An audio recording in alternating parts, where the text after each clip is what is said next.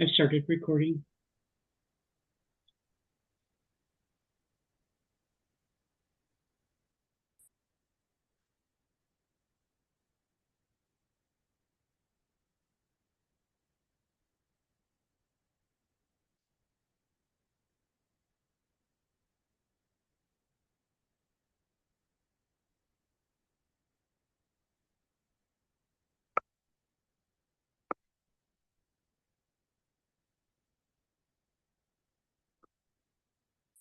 Caroline's going to be a little late.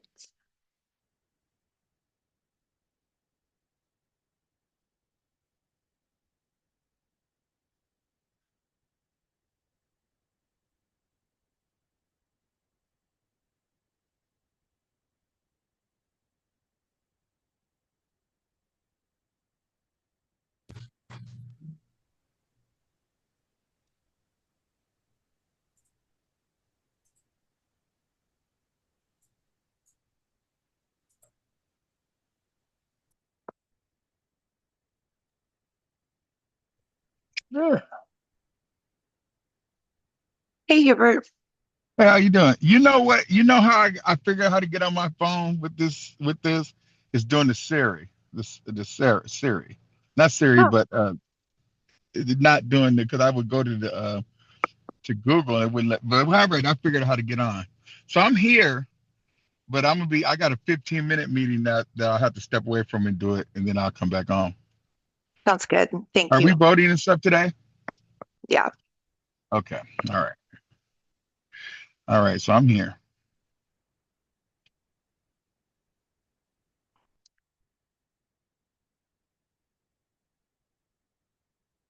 I We think have, you're K Mason. You're just sitting here waiting.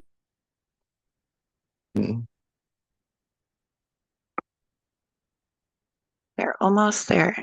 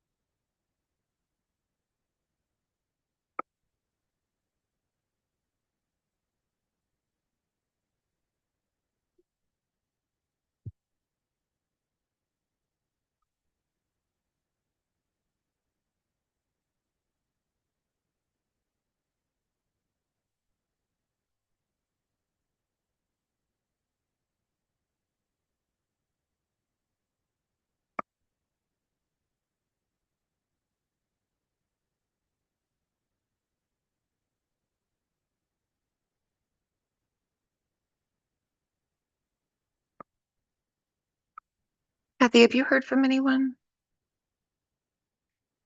I've been texting and I've only heard back from Caroline. Which when she does get here, we will have quorum. We're just one short. I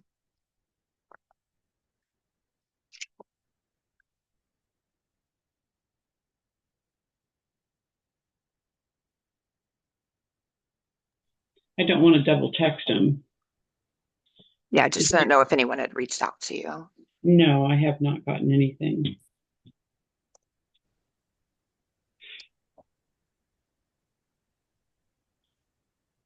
What is quorum right now with the one empty position? 11. 11. I think we have 11, don't we? We have 10, unless someone just came on. I had to log out and back in because I couldn't hear no sound.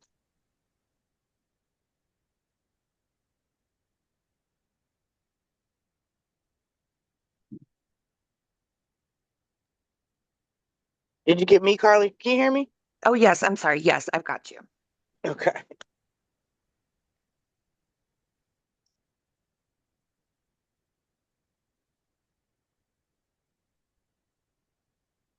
Yeah, we're still at 10.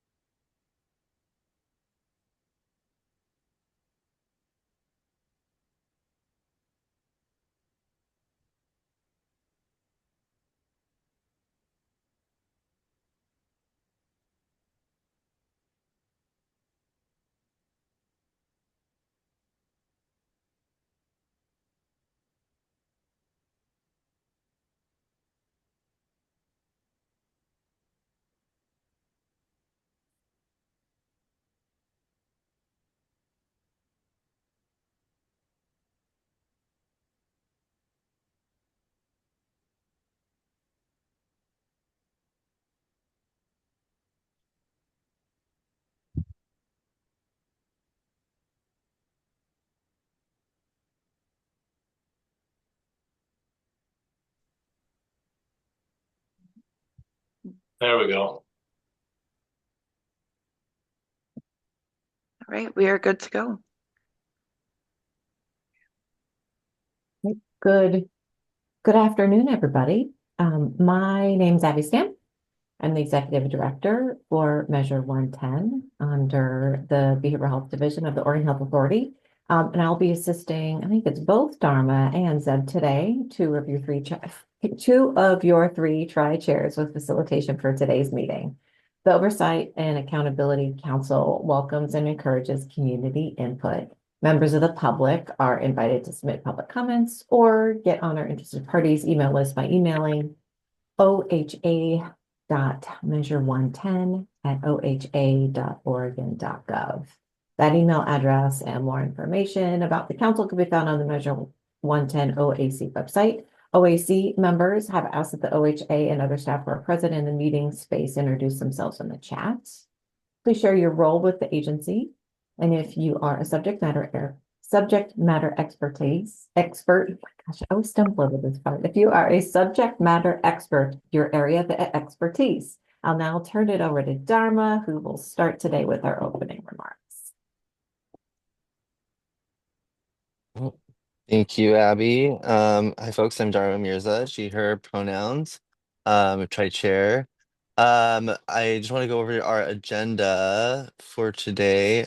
We have the Burn Partner Budget Adjustment presentation from Provoking Hope. We also have a vote and delegation discussion and the county burn funding decisions. I'm going to pass it over to Carly, though, for attendance. Thank you, Dharma. Okay, Ami. Good afternoon, I'm here. Hi. Amy. Caroline. Here. Hi, Caroline. Hi. Dharma. Here. Dharma. Hubert. Oh, I saw you in chat. Hunter. Here. Hey, Hunter. Jackie. Smart. Josh. Keisha. I'm here. Hey, Keisha. Leticia. Here. Hey, Leticia. Linda. Mason. Here. Hey, Mason. Hi. Melissa. Here. Hi, Melissa. Howdy. Morgan. Ryan. Sabrina.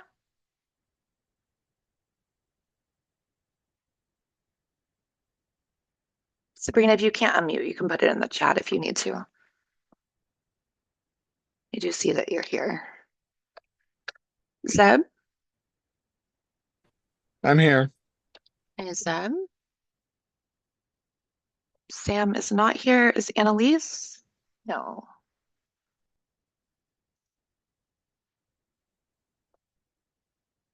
And we have a quorum at 11.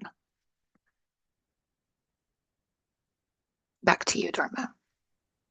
Alrighty, thanks. I'm gonna pass it over to our presenter if they're in the room. You want to let them in? Yeah.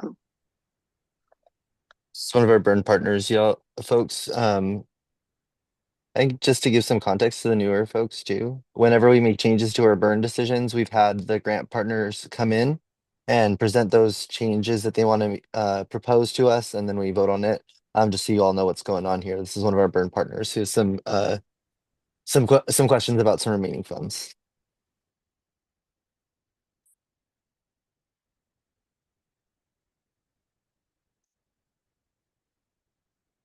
Yeah, I just promoted them to panelists, so they'll be in here in a minute. There's slides too. Yeah, I'm gonna bring those up. Oops. Hello, everyone. Hello, I'm bringing your slides up right now.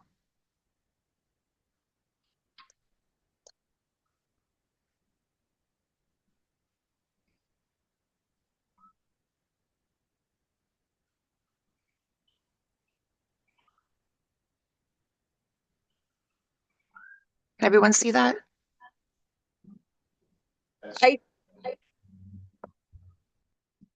I see it. Yes.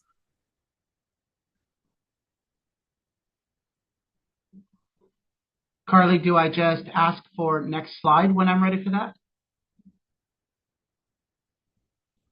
I've been on mute. Yes, if you could. Okay.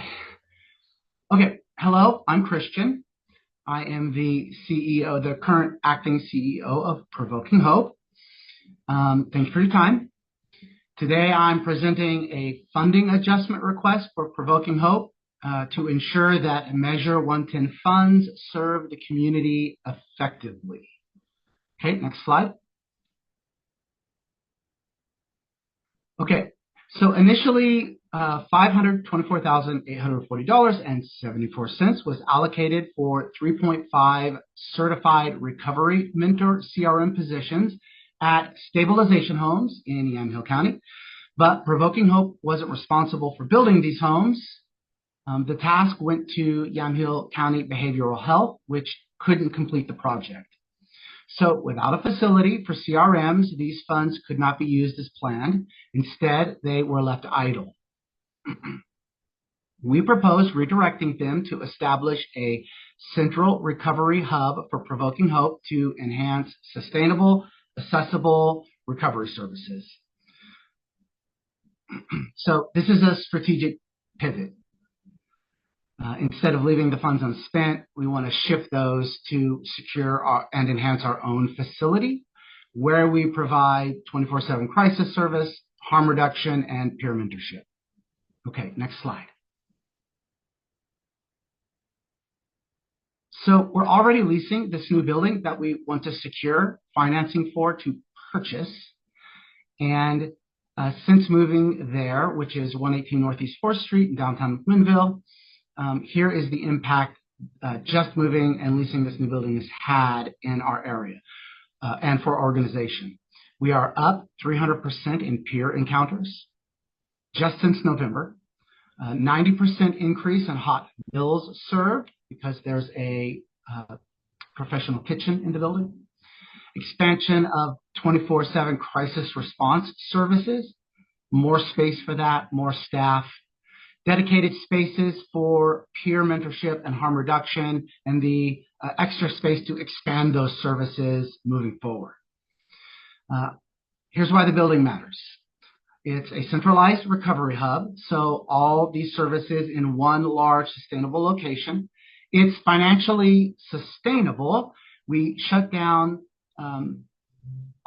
different offices, and move and consolidate all these services into this one larger building. And what we saved in shutting down those leases is enough cash flow to cover the mortgage, no problem. So this ensures long-term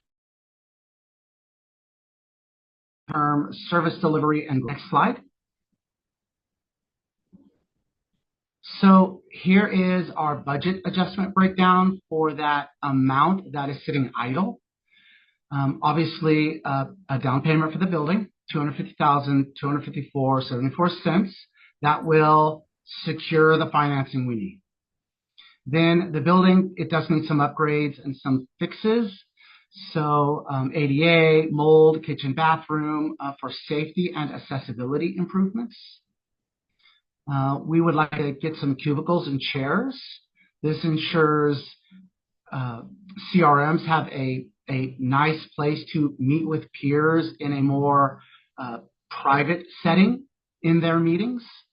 Audio visual equipment package for what we call the auditorium, which seats about 250 people that we want to use for training and outreach. Computers, we have many old computers. I manage those myself, so I know that many of them are becoming inoperable and cannot run newer versions of software. So by getting these new computers, we assure that all of our staff members have computers that they can use, which are secure and offer better compliant client management.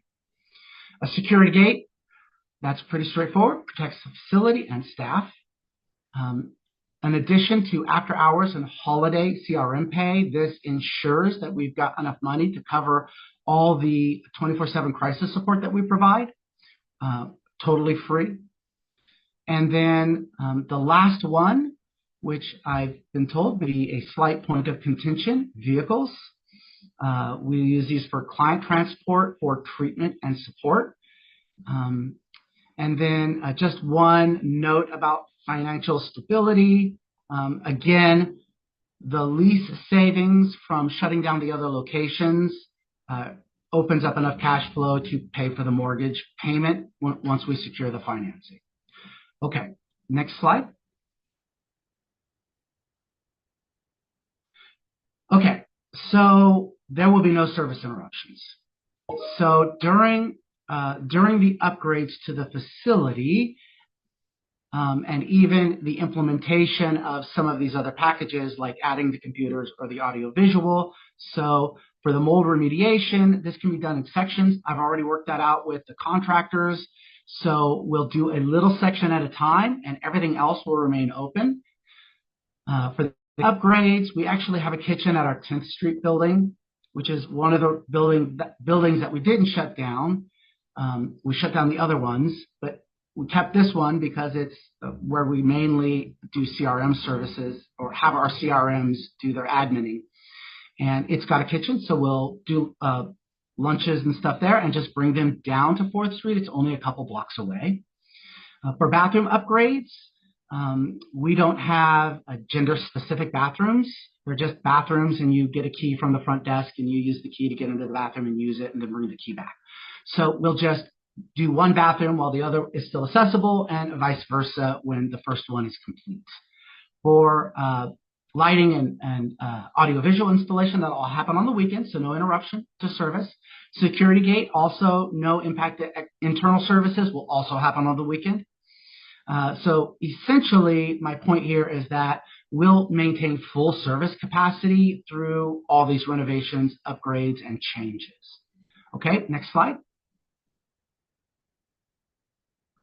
So to address the vehicle concern, here's why we believe the vehicles matter. First, this isn't a new request. Vehicles were in our original M110 grant proposal. They were just removed due to budget adjustments. It's really critical for client transport, and we transport clients a lot. To detox, to treatment, to essential services that promote health, well-being, and the progression of peers towards sober living. We transport them a lot. We do a lot of transporting, and it's all free to the peers. So it's actually really important. We've got one old bus now, and it's so expensive to keep it fixed because it's breaking down a lot. So this would support recovery accessibility because peers often lack transportation for necessary appointments. We are open to alternative approaches like phasing the vehicle request or even willing to discuss non-M110 funding options for vehicles if needed. Okay, next slide. Okay, so this is a strategic funding pivot. It is not a spend down. Pivoting these funds would helps us maintain and expand services while securing a permanent facility, which we've never really had before. No Measure 110 funds were or are wasted. The stabilization homes not being built, that was outside of Provoking Hope's control. This ensures financial sustainability by consolidating multiple locations into a single larger facility. But we save enough money in lease payments to fully cover the mortgage payment. Phased construction guarantees no service disruption for the duration of the changes being made. And of course, necessary, we can explore alternatives for the vehicles. So our final ask is essentially that you support this adjustment so that Provoking Hope can continue serving Yamhill County as we have been for 15 years with expanded sustainable recovery and harm reduction services. And the final slide. So first of all, thank you. We're really grateful for our partnership with Oregon Health Authority and Measure 110 Oversight and Accountability Council. We're thankful for our partnership with you guys. The above expansion of our services will have a huge impact on the community, and we look forward to helping more struggling individuals through our substance use disorder focused programming. In partnership, of course, with Yamhill County Behavioral Health, Public Health, ODHS, YCAP, Recovery Works Northwest. We work with a lot of agencies that are using burn money and are not using burn money because, let's face it, this has to be a team effort. It has to be a partnership effort if we're actually going to make an impact in people's lives. So that is my presentation. And again, thank you for your consideration.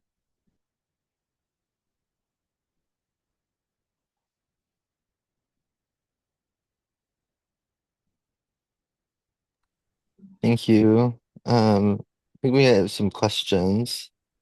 Okay. I have one question. So there's already the restricted covenant agreement on the property to provide Measure 110 services here for the extended period of time? Okay. Thank you. Zeb? Yeah, thank you, Dharma. Yeah, I'd like to say a great presentation, very thorough. I like how you organized it and looks like a great pivot on the plan. So I assume then, by the way you're speaking, that you have other peers still that are helping out with the services that you provide, even though you're losing potentially, the 3 full-time positions from the peers, you still have a bunch of peers, correct? Right. We see hundreds of peers a month. Okay. And at any one time in the new building, we have a lobby, which is like a sober, safe space. And we've seen as many, the old lobby, before we shut that building down, it could have about 20 people in it comfortably. And the new lobby can hold about 100 people comfortably. And we've been at 60 or 70 people in there for an extended amount of time over multiple days on many occasions since we started leasing that building. And that is it's an important contact point for trying to help people into services. All right. And then one more thing is Yamhill County Behavioral Health part of the burn? Are they a burn partner? I'm actually not 100% on that. Diane is raising her hand. She has a little more information. All right. Go ahead, Diane. Thank you.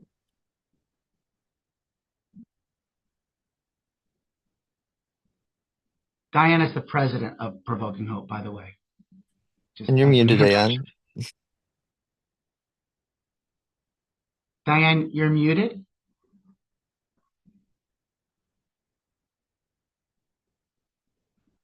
There we go. Maybe.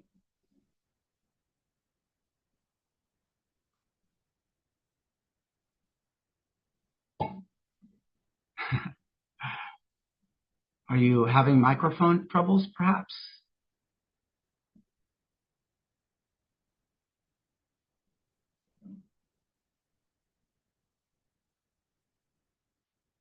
Maybe in the meantime, Hunter, we can jump to you and then we can come back, maybe Diane. Diane, you could also answer the question in chat.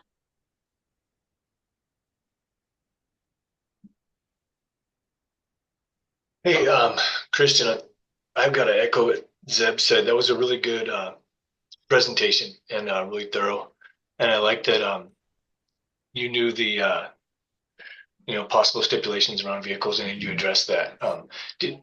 Did you say that in your original Measure 110 grant asked that vehicles were in there and Yes, due to moving things around in the budget, that was put to the side for the time?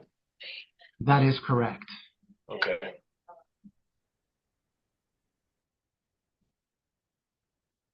Diane's response in chat is, yes, Yamhill Behavior Health is in our burn network.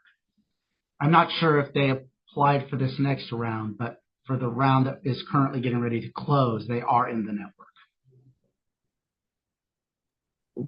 Go ahead, Mason. Yeah, Christian, really, really solid presentation. Sounds like all the work that you're doing is awesome. Aside from the vehicles, and in the building that you're referring to, all of the services that you're providing in this new building are things that your organization already has been doing, yes? That is correct. So So again, the lobby becomes kind of like our main point of contact for all services. People come to the lobby. There's a check-in place.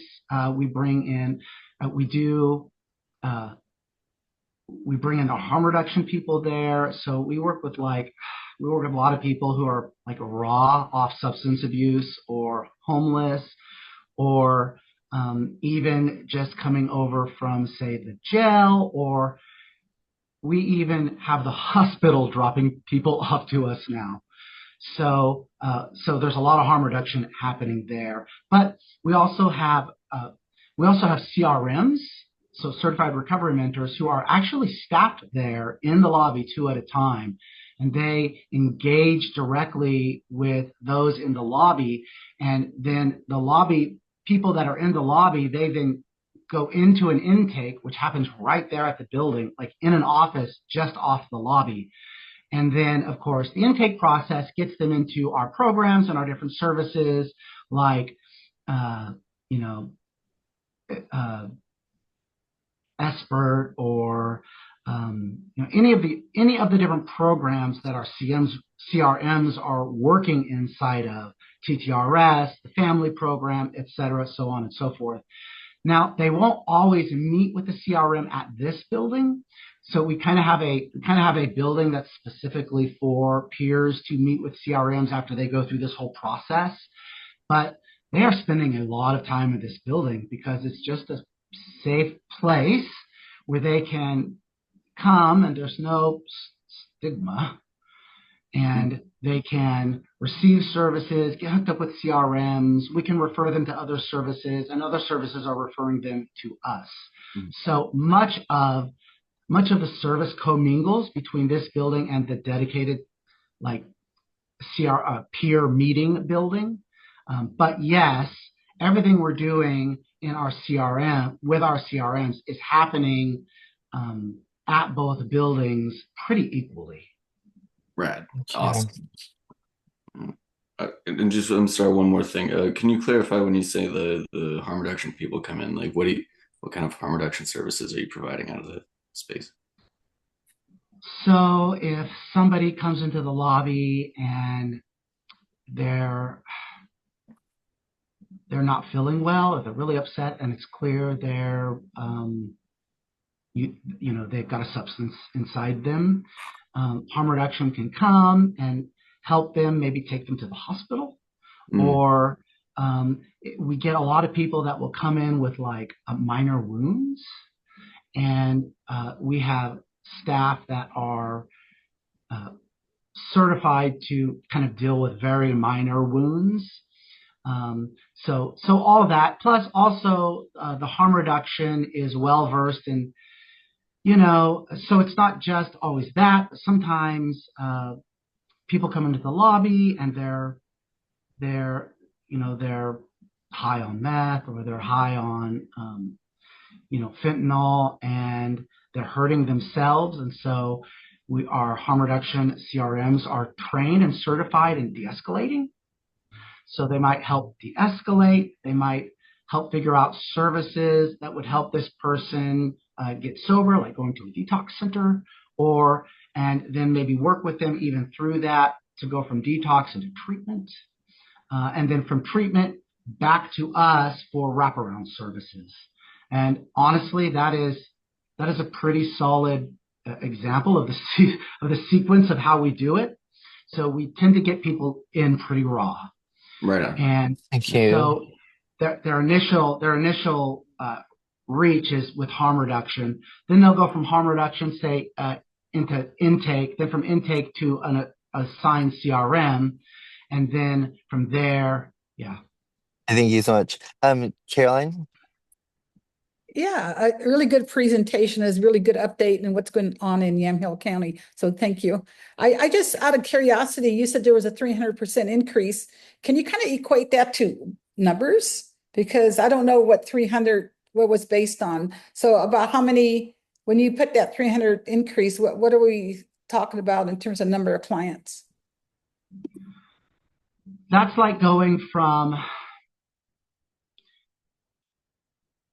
15 people in the lobby, where 5 of those people would enter services, to 80 people in the lobby, where 30 to 40 of those people enter services.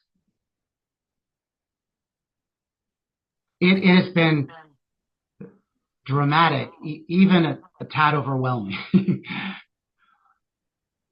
And I see Diane in the chat said the harm reduction outreach support can go out to them Right. daily. They clean up areas with known syringes and local areas to serve breakfast using those vehicles for outreach. Yeah, I was addressing mostly just at the building itself. Got you. But yes, they do those outreach as well into the community. Did anybody else have questions or anything? I know Diane, I see your hand. Was it just from earlier?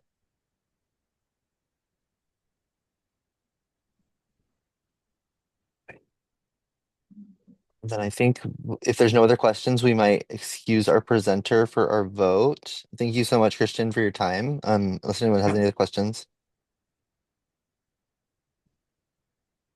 They're also doing a syringe exchange, it looks like. Thank you, Diane. Great. Well, thank you so much, folks, for your time.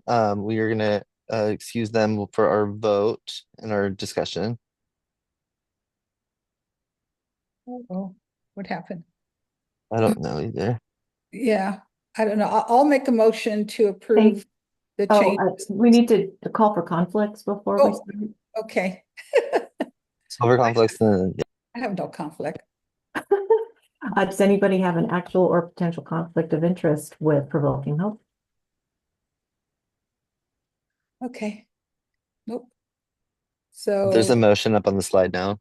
yeah, I move to approve Provoking Hope's budget adjustment as shown in the presentation. Second.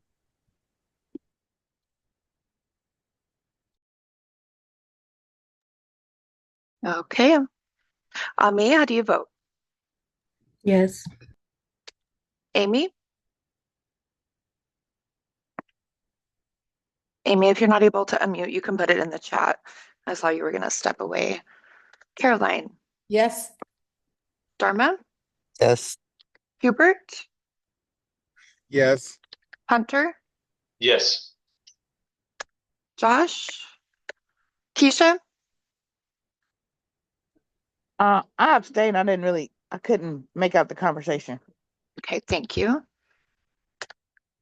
Leticia? Yes. Mason? Yes. Melissa, Yes. Sabrina, Yes. Zeb, Yes.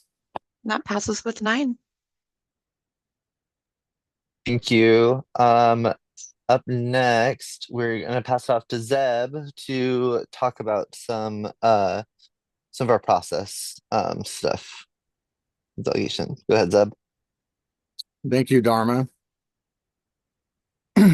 So, as you guys know, we've been busting our butts every day, hundreds of hours of Zoom meetings, putting our lives on hold to get these counties approved and everything.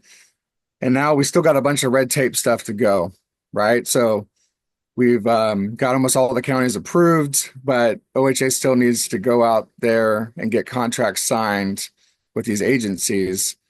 And so I know what we've done in the past is we've delegated authority to OHA to be able to do these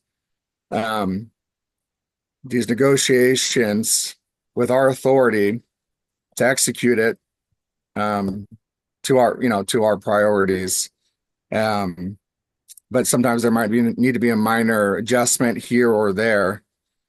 So we're kind of thinking like to do the same thing as we did last time and give authority to OHA to finalize those negotiation and contracts, and then have it to streamline the process, have like the tri-chairs sign off on those after they have them completed, just for time's sake, and so we can meet all those deadlines that we need to meet. And I'm not sure if I hit everything there, but if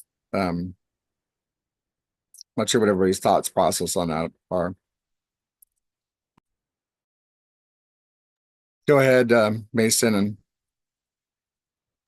Sabrina, you want to go first? You're ahead of me. Yes, thank you. So I remember this process when we originally voted the first time. And so is it similar to that where we voted on what we wanted to get passed through? Now the negotiators just go back and do the final whatever. And I remember last time, because I was a tri-chair at that time, one of us tri-chairs would sign off on it, if not all 3 of us. I think it might have been all 3 of us.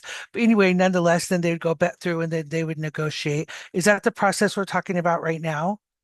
yes, that's the process. Okay, and I have one follow-up question, and that doesn't have to do with the remaining counties. Like, we're not delegating nothing for the remaining counties that we still have No, to just, okay. Thank no, you we're very still much then. finalizing this. Thank you, Sabrina.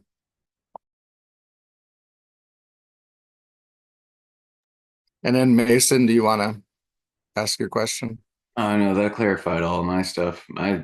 I'm comfortable with it if we want to go forward. All right. Let's see. Dharma or Hunter, which one? I couldn't tell which one was next. I was just gonna pop on and just agree with what Sabrina, just confirm with what Sabrina was asking. This is very similar to what we did last time, y'all, and it does not take away any of our process here. It just streamlines the process after we've made our decision and voted. It just allows OHA to refine things as with minor adjustments as needed. I think it's a course correction that we ought to allow them to take, right? So that we don't need to. They're already going to negotiate these contracts anyways. OHA is so. We just it avoids us having to all come back together to make decisions on small changes in the negotiation process, right? Thank you, Dharma. Hunter, you want to go? Yeah, and then once OHA negotiates with these contracts out, then that does come back to our tri-chairs, who 2 of them we just elected, and who all 3 of them I have a lot of faith in to they sign off on them as well. So the contract is negotiated, then those things come back to our tri-chairs, and they sign off on those. So it's how it's been very successful in the past. So I would definitely support this, especially if somebody had some wording for a motion that we could do. All right. Looks like Amy, where'd you go? My screen's moving around. Shannon just hopped on, so let's see if she has some type of information, and then Amy, if you want to still go, then it'd be your turn. Thank you. Yeah, thanks, Shannon O'Fallon, Oregon Department of Justice. Just clarifying that in the past, again, to ensure that things weren't held up, I believe the OAC said it was okay for one tri-chair to sign and that we didn't have to wait for a grant agreement to be signed by all three, because that was really holding things up. So just mentioning that. Thank you, Shannon. And then Amy, did you still have thoughts? My name's Ami. I apologize for that. Yeah, I think my question was answered. But how do you choose who the tri-chair is that signs those off? Do we vote on that too? In the past, what we've done, Ami, is that it goes down in order of who signs the contracts. Like it just gets sent off in or certain order every time any contract gets signed by the tri-chairs. And so it's just that one of us has to sign that at least, not all three of us, but it just is like, I think it was like alphabetical order before out of the tri-chairs, but it's the tri-chairs that we already voted on. Yeah, so on me, it's Shannon O'Fallon. It was just basically whoever signed first, right? Whoever was checking email, and it's all electronic DocuSign. So I think it was just whoever got to it first. Caroline? I would feel more comfortable 2 out of the 3 would sign. Just because it was one designated signer, the same signer for everyone. That signer was me. So the tri-chair's got to come to a decision on who's going to be that one signer. Thanks, Lakeisha. I would feel more comfortable with 2 out of the 3, just to make it, I don't know, appear that it's not just one person. I would recommend 2 out of the 3.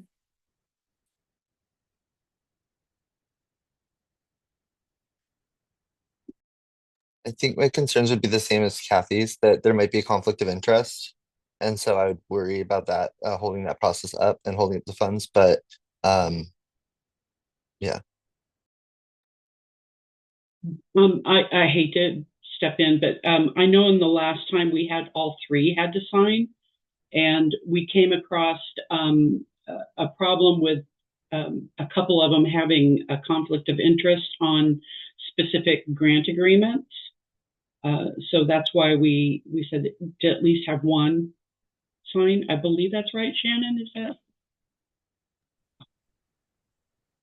Yeah, Kathy, Shannon O'Fallon from DOJ. Right. I thought it was permissible for it to just be one. I think it's the council's decision if they want it to be more than one, but I do think not having it be all three is probably important, again, because of the conflict of interest issue. So you could say, two out of 3 tri-chairs, if that is what your decision was.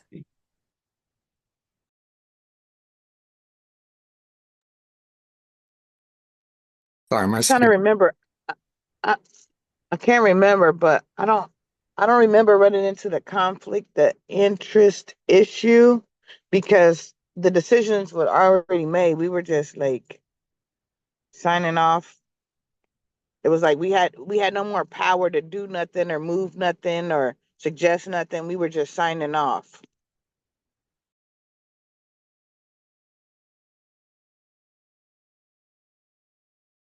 I signed quite a bit this year, and I know that there's ones that I couldn't sign because I had a conflict. And so it's just that the ones that we have a conflict with, we can't even sign those grants. And so I think if we say 2 out of 3, I'm not sure if we can say 2 out of 3 or at least one if there's conflicts with 2 other tri-chairs, just to solve the issue ahead of time.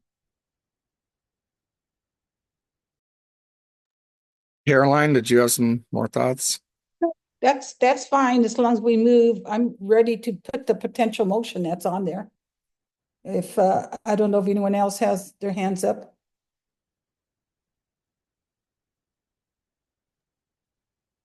Lakeisha? Yeah, real quick. So if it's going to be 2 out of the 3, it would probably have to be Zeb and Leticia, because Dharma is rotating off. Well, we shouldn't specify it just in case one of those 2 do, right? And so I think that we should leave it open as possible, so that it can be as quick of a response as possible on the contracts.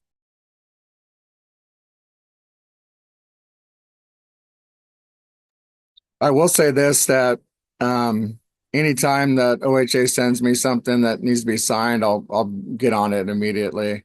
And I can promise you, the other tri-chairs can speak, that if there's anything concerning that comes across something that I'm going to sign, I won't sign it if I feel like I need to go back to the AOC. But anyway.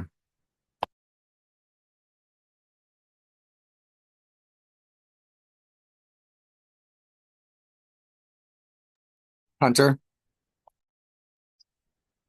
I'd like to make a motion that the OAC delegates to OHA the authority to negotiate with applicants approved by the OAC on final grant terms and budgets. After final successful negotiations, OHA must send the grant agreements to the tri-chair for signature. 2 of 3 tri-chairs shall sign unless there is a conflict of interest.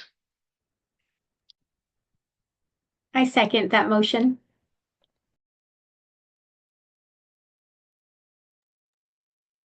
Okay, All on right. me. Oh, Dharma. Do we need to resolve it? Like, say, like if there's not 2 of 3, then 1 can sign. Like, do we have to be that definitive in the statement? I just don't want to come back to it again. If we don't need to.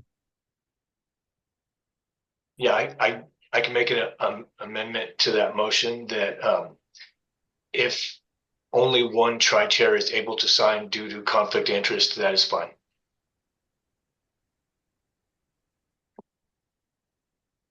Editing. Do we need to restate that motion then? This is Shannon. I don't think so. It was clear to me how the motion was amended. Do we need a new second on the amended motion? Maybe to be safe. Yeah. Okay, I'll second that amended motion.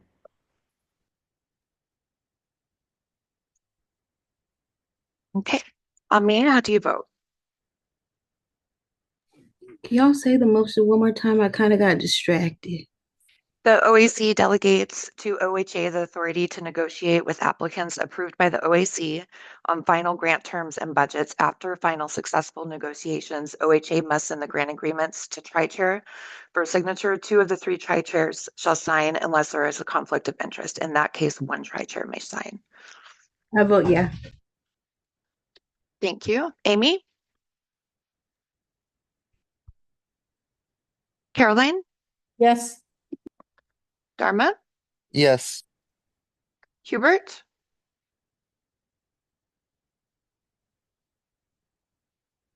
Hubert, are you there? I'll come back to you if you stepped away. Hunter? Yes. Keisha? Yes. Leticia? Yes. Mason? But yes. Melissa? Yes. Sabrina? Yes. Zeb? Yes. And Amy, were you able to get back to your computer? Okay, well, the motion passes with 9. Back to you, Dharma. He's in the chat as voting yes. Oh, thank you, Amy. Thank you. I'm going to pass it over to Abby so we can continue the fun part of the conversation. Did you say fun? I did. Awesome. Oh, Thank you, Gabby. fun. Sorry. Oh, fun. Oh my goodness. Well, good to see everybody again. Thanks for coming back. Yes, hi. Coming back together, and we are going to dive right into Multnomah County, and I will do a call for conflicts as soon as I screen share. And thank you in advance to Jason and his amazing partnership in the mapping area. And I really invite conversation from those of you who were present yesterday. Yeah, yesterday is when we had this conversation. It was just yesterday, or maybe some of you were able to tune in. Let me, Howie, can you move your face? Can you move your face? Thank you. I'm going to jump in, and I think before I even screen share, I just want to normalize how hard this is. And I found myself on the verge of tears a couple of times during this discussion, because there are so many amazing providers that measure 110, and you all stood up And, all we want are more better services for folks in need. And it's really devastating that there are not enough funds to go around. So this is gonna be a hard conversation. I have a lot of appreciation for the review panel really leaning in and talking about each of the 56 applications really thoroughly. And I put together their recommendations, and then Morgan had a subsequent ask that I just finished inputting. So I hope this is enough conversation to help support your very, very hard decisions today. Any comments or questions for folks before I share screen and go through a call for conflicts?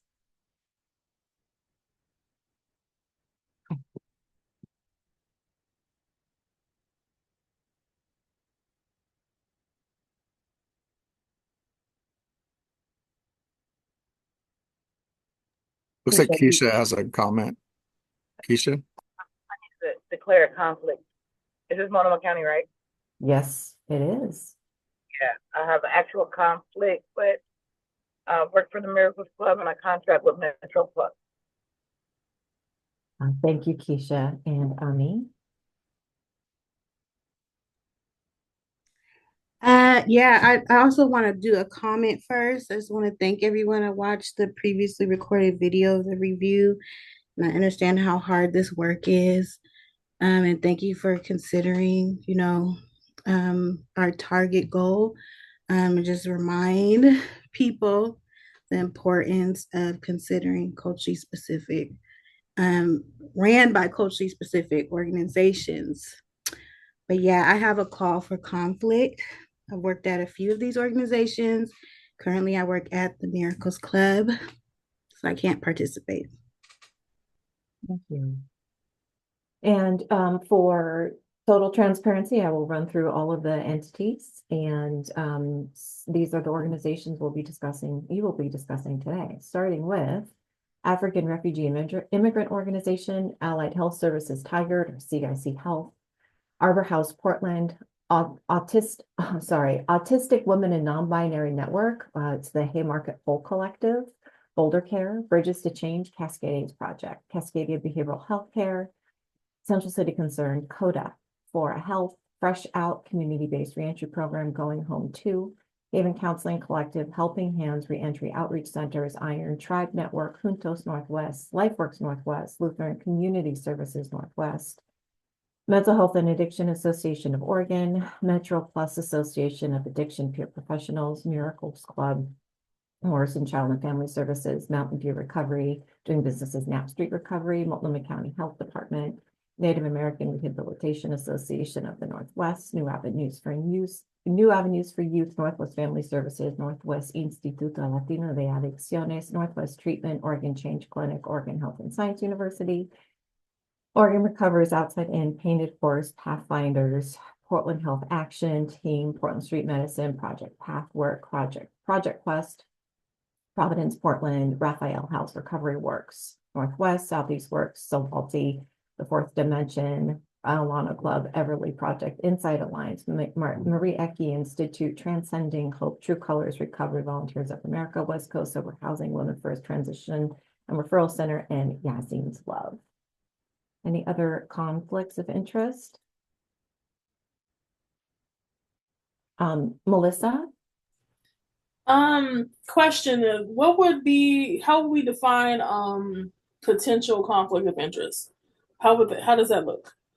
So Carly, do you have the conflicts verbiage slide you could pull back up handy by any chance?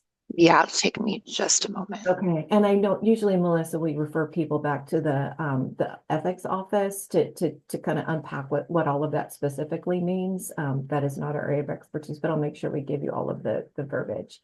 But an actual conflict is just what Ami and Lakeisha indicated was, work there, a relationship. It's a fiscal relationship. A potential is like, I'm not really sure. Like I might want to say, I used to work at Multnomah County.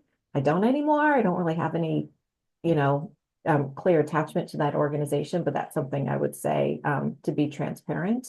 But it's potential conflict of interest, and the conflicts really are usually related to yourself or family relationships that are financial or investment in nature.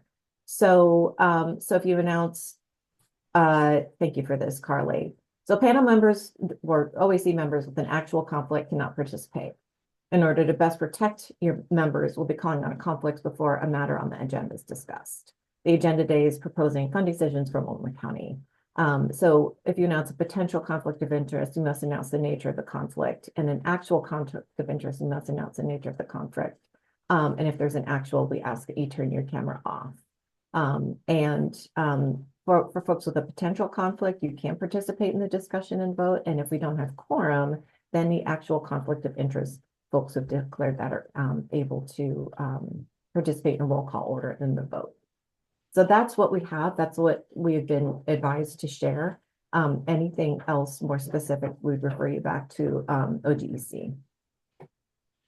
I would say for myself that there's a potential conflict. Mostly, I'll definitely lean onto your guidance for this, but I've worked at a lot of these organizations, and like some of them, like with like MacBo, like I have gotten some trainings that I do certified through them. So there's no like active employment with any of these organizations, but some of them, like, I mean, I have friends that work there. Like I worked there previously, so I'm not sure what that looks like. Again, we'll need to refer back to the ethics office, and I'll ask if Shannon has any wisdom she would like to impart. But former employment, unless there is like a financial investment or No. That kind of a dealio. Because yes, Okay. I mean, because right, the treatment community is intimate, right? So there's going to be a lot of that intersections there. Shannon, what would you add? Yeah, just again to be clear, right, that this is this is not something that OHA can decide. It's the OGEC that has jurisdiction. So just to be clear, but it does sound like, given what you're describing, that these are not actual conflicts of interest. Thank you. Dharma?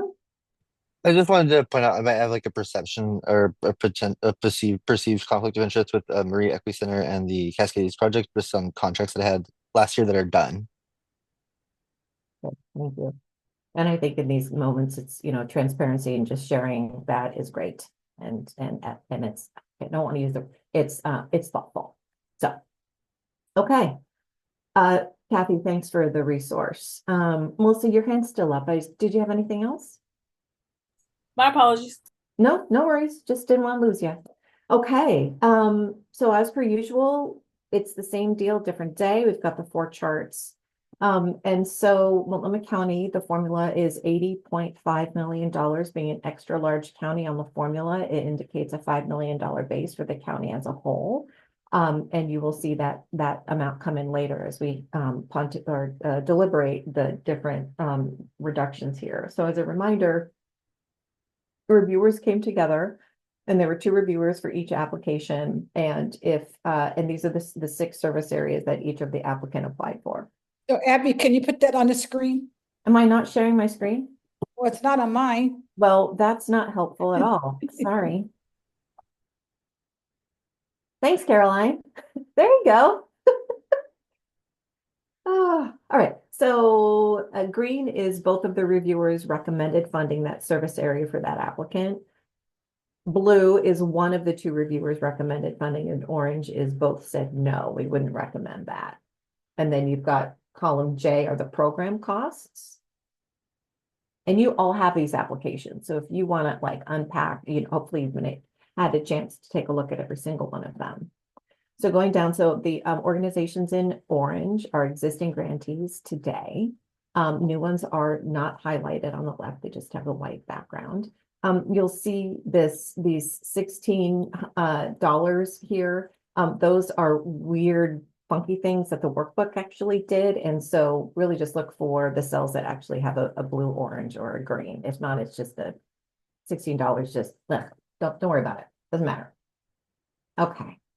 Again, like the Everly Project Insight Alliance, you see the $16 there. Okay, so what we've got here is the total ask is $315 million. So about 400% the amount available for the county as a whole. So the panel review met and discussed all of the applications. And because of your prioritization, really focused in on existing applicants.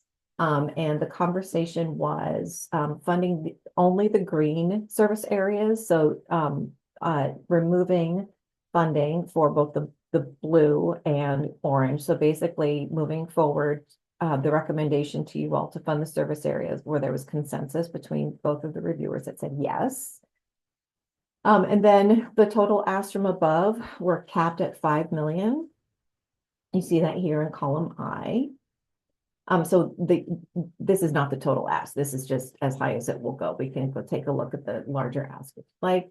And then we had to move down to a $3.5 million cap because simply there was not enough money to go around. And if you see this, it does take the total down to about 100 million. And there was one our organization here, and they're italicized. I wanted to call it out, is Silvalti. An organization applied for peer services, which is what this column is, and that was blue. So it was just removed because of the general practice for this conversation, but the program costs are still there. So anyway, just wanting you to see what that is. I'm going to pause and call on Dharma. I guess it's just there's another situation where my responses weren't incorporated again because I didn't suggest that Mentos be approved for funding. And so it wasn't part of the discussion before because I had some really serious concerns about what they were funding with their things. And so I just wanted to point that out. Okay. But I can wait till you're further along in there. Yeah, and I'll have the Measure 110 team take a look at that. I know what happened last time, Dharma, is we thought you weren't going to be able to finish it and needed to get them in. And I think what happened is another reviewer picked it up and yours came in third. Yeah, this one I feel like I did turn in this one on time. This is the one, and then the other ones, yeah, because this one I just had the concerns and so it didn't go through. But I did want to make sure those got out there at least. But well, that's wonderful. I'm glad you'll be able to voice those. Let me go over your priorities. So this includes the new applicants that assert in their application that they provide some level of culturally specific or linguistically specific services. And it's a long list. And the total, and it doesn't remove any of the other funding, is the oranges and the greens and the blues are all still here. It doesn't do any of that. And then the pink is the total, and the total is 300 million. So this is, just the priority organizations and services. And I wish I could make this visible in one screen, but I really can't. So here's what we did. And Jason's going to need to math if this is the chart you want to start with, but there's one more to go. So per your request, went through every single budget and just looked at any indirect costs and any other services that were not direct client services and removed those simply as a starting place to give the grantee a new place to start. Everybody has indirect costs, but just figuring out how to get the NTE to a level where we can spread it out among more applicants. And then you all wanted me to pull out any service area expansion. So if an organization on their past Measure 110 tab on their workbook said they applied for 2 service areas, and in their application they added another one, that was removed. And so that is what is here. So that is grayed out. It was an NA. And the totals are not very large, but it's a $10 million total. And then yesterday at the panel review things yesterday, Morgan asked to look at a deeper dive onto existing service areas. And when an applicant has in their application, we want to expand peer services by adding 5 more FTE or just simply building out a program, which is, of course, would be amazing if there were the funds to do that. But went through each of the applications individually, read the project scope again, looked at the budget again to see if we could discern it. And I mentioned in public yesterday, I think happy to do that. And it's not going to be consistent because people, right, they develop their applications and language and budgets in their own way. So it's like maybe this, but I'm not really sure. So we didn't err on the side of pulling stuff out. If it was clear, it was noted. And then Morgan also wanted to know whether that service area expansion was over 25% of the existing service area in the grant today. So that's what these numbers are, because that was requested, and that's another $5 million. I'm going to go down to existing providers only, then I'm going to shut up and let y'all talk. Okay, let me keep the high one here. So moving over, taking out all of the indirect and less service expansion. Oh, I need Jason in here to do the math thing. I thought is it over here? No, it is not. I think I want to start here and zoom out. Sorry, it makes it so small, y'all. But these are the panel review recommendations, and just noting it's going to take all of the folks down to a very low level. Everyone would get no more than 3,500,000, and it's still 80 million over.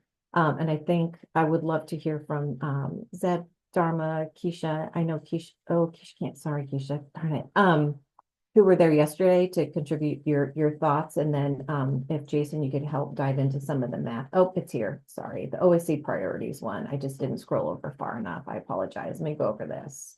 It was just hidden on the worksheet. Abby was also, I unhid it. So now it's there. Yeah, you had done, it was all there. Okay, I'm like, why I'm losing it. All right, so thank you, Jason. In order to get down to about 80 million, it would need to be 50% of the ask.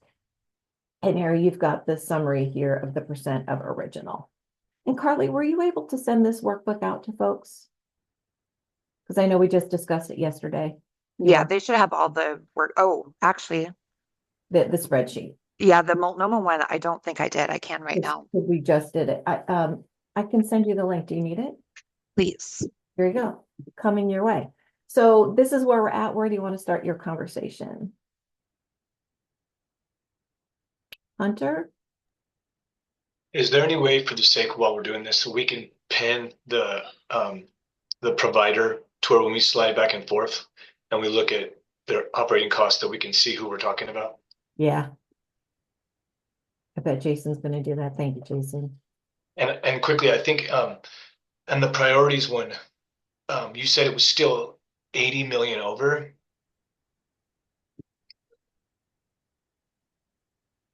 It looked like you had it at one point to a number that was only 20 million over.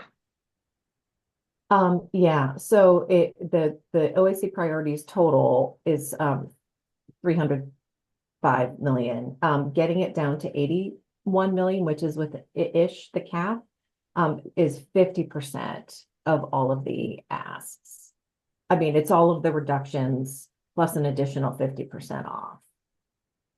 Yeah, can we see the existing provider slide? Of course. Here you go.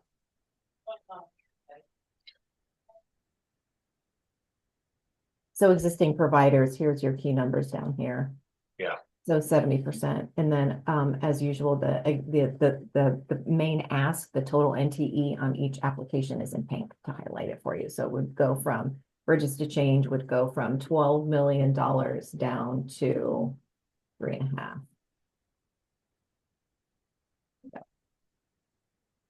Q.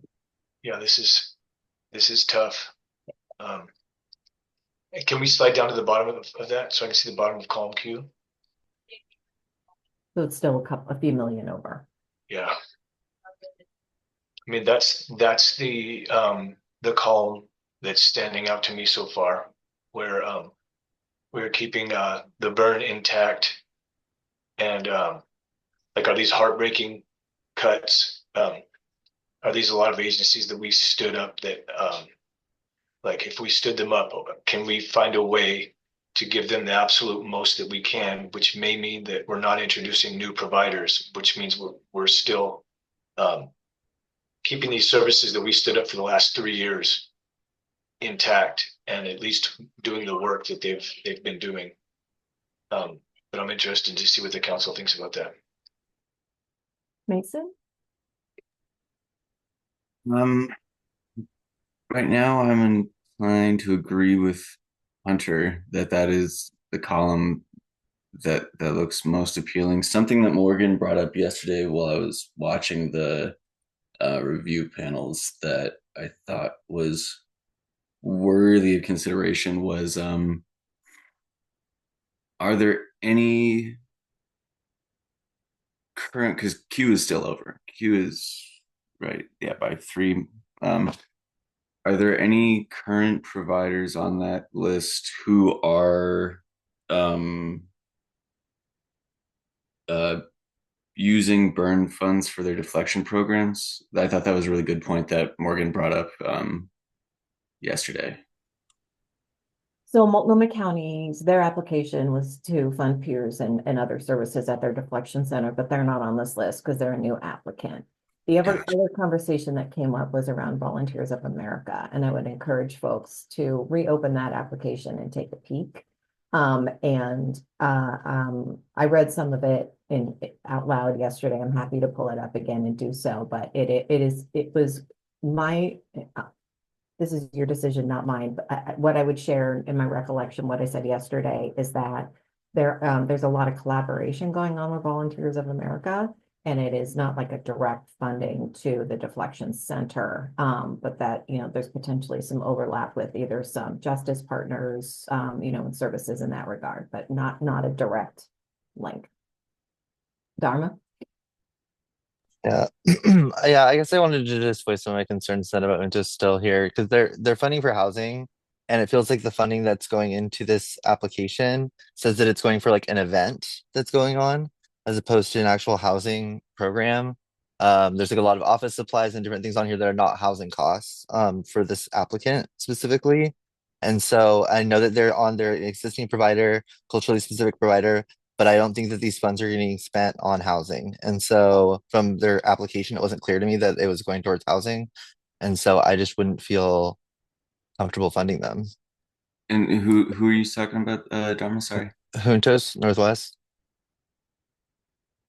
I put in the chat, Dharma, and I can double check this, but I heard back from the team that you did do Juntos, but it was Washington, not Multnomah County. Oh my gosh, you're right. I'm so sorry. I'm so sorry. That's You're okay. right. We'll talk about Washington tomorrow.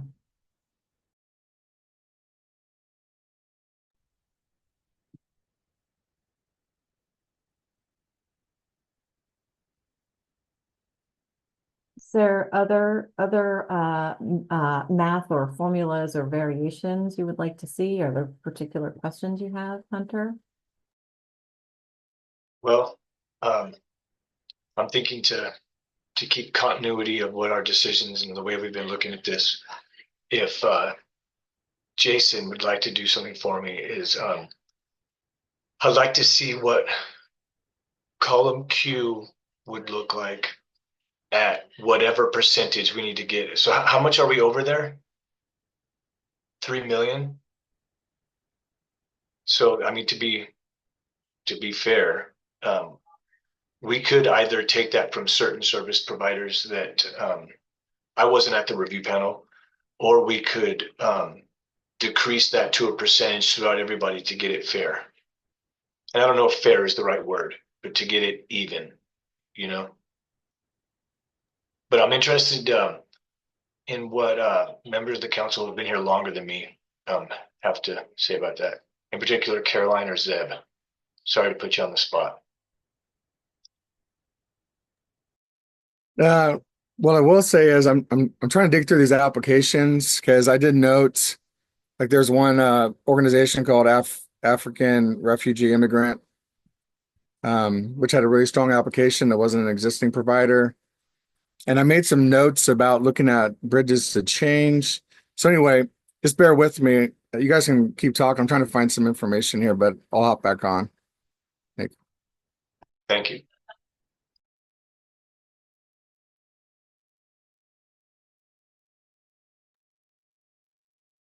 Mason. If we were to start doing that incremental percentage change like you're suggesting, Hunter, I wonder if in the past when we've done that, it's kind of been all across the board. situation, I would suggest with like the size of these budgets, maybe just doing that to the largest of the budgets. Like if we could like determine like over a certain cap and then start bringing those percentages down as to not like seriously impact smaller organizations with smaller asks. Go ahead, Hunter. So what I'm hearing you say is like maybe the ones that are at 3.5, right?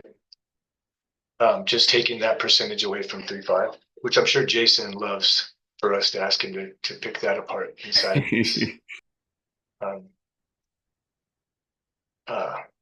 Yeah, I mean, that is the idea. Yeah, I think that is an idea, intriguing idea. I'm just gonna mute and pick this apart in my brain. Dharma? I think my thoughts are in line with Mason here, that like there's, when you have orgs down to 8%, do we want to keep on taking away from them?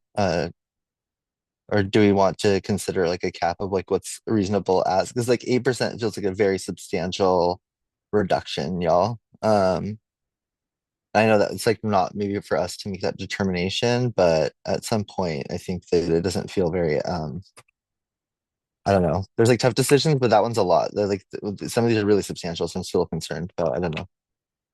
I'd be more in line with what Mason was saying though, like cutting it off at a certain level.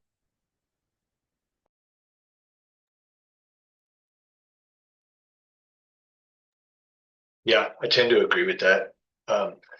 So what we're saying is column Q at the 83 million, the 3.2 overage taken away on an even split from the agencies that are funded at the 3.5 million cap for the county, correct? that is correct. Yeah. Yeah, I want to see what that looks like.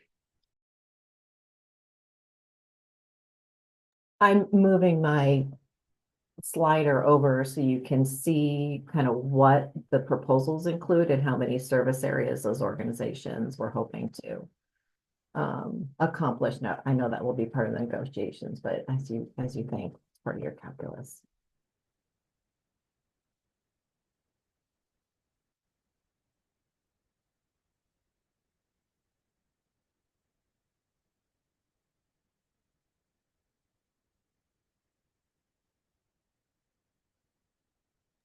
So just to confirm, you're saying the 10 that are capped, like basically were capped already at the 70%, so got down to 35 or 3.5 million, pulled the remainder from them evenly. Yeah, which Okay. since there's 10 of them would make that a little easier, huh? Yeah, I think there is 10 of them. Okay, I just wanted to make sure that's what I was doing on the next column. Okay, cool. Yeah, Thank you. absolutely. Thank you.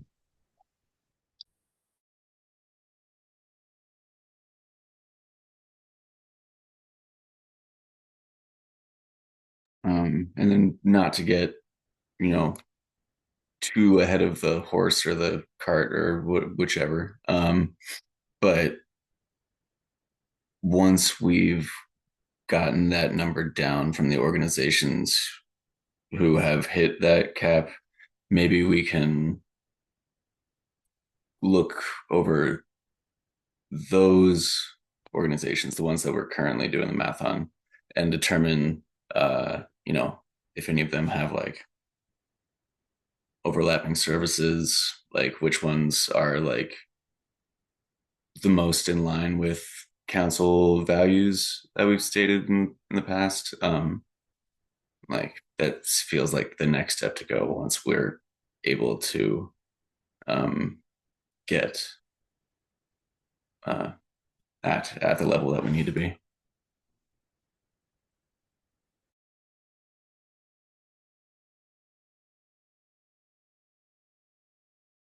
Hunter? So, Mason, I think at this point we would be at our target after Jason did that. So, if you could restate what you would want to do after we were at the target number, what is it more that you would like to see? Oh, excuse me. I guess I I did get ahead of myself. We would be at the target number with that. I guess I just want to make sure that we put proper thought into what Dharma was mentioning as to like certain like there's this organization at the very bottom who will end up getting 8% of their ask. Um, Something is certainly better than nothing, but like if we have a model for which to like meet the number, and I'm not saying that this is what we have to do necessarily, but that we would have like a tool with which to start making sure that people actually have enough money to be effective in the thing that they're trying to do.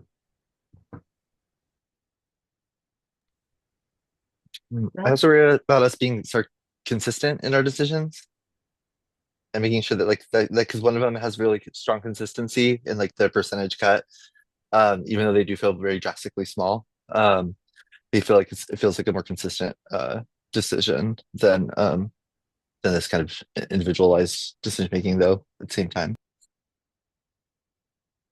Deb, your hands up next. Yeah, I got a question and a comment. Who's the CMHP for this county? If anybody knows that?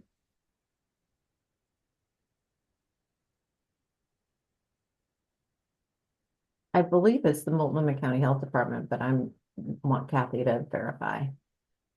Okay. Multnomah County. And I'm opening the link. What was that, Kathy? I need to open the link, so it'll be just a second. Okay, great. And why that's being looked at. There's one application that I mentioned briefly that wasn't part of the original partners, but they serve such a unique part of the community. To me, I feel like they needed to be added to this list, and it's African. Let me get the name right. African Refugee and Immigrant Organization. They say that they serve over 600 African immigrant refugee community members, and how often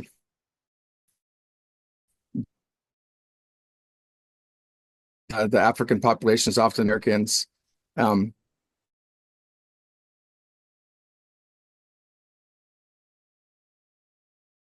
But they talk about how there's me for mispronouncing some of these Meme, Oromo, and Arabic speakers, and they're they're culturally specific service to unique part of the population that I have a hard time leaving off. And I have so many slides pulled up and stuff. I don't have access to what they asked for. If we could take a look at it real quick. And I know this all does is complicates the math, but They asked for 1.2 in the original.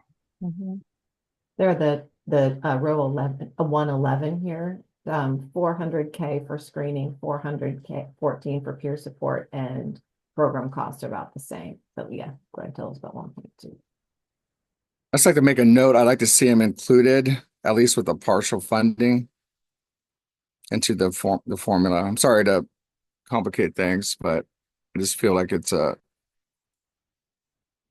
be a good addition.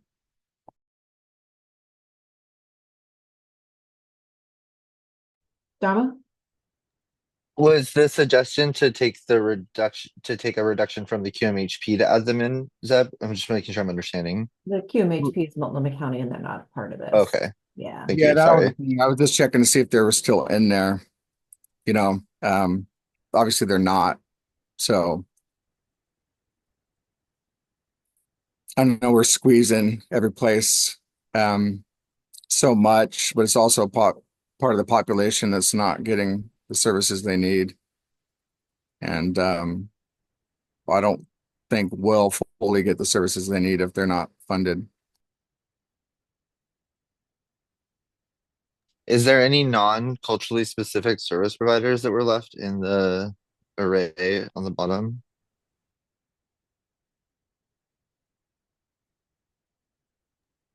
Well, I will say that Bridges to Change, which sounds like a great program, they're not a culture specific, but they partner with agencies that are. And Hunter, your hand is up. Please go ahead. I just wanted to say that I'm on board with Zeb's idea of bringing the agency in, and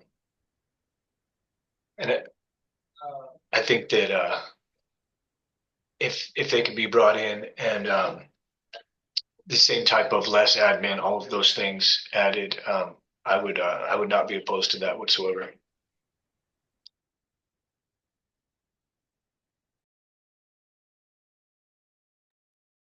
Jason, are you able to grab that applicant and stick them on the bottom chart for us? And Mason, please. I agree. I think, I mean, when it comes to culturally specific organizations, that feels like a really, really like well targeted service area and a really important service to be able to include in the burn. Their ask was 1.2, and then after the reduction and maybe applying the same percentage that we have to the rest, I wonder how much over we will be. But I would like to see them on as well.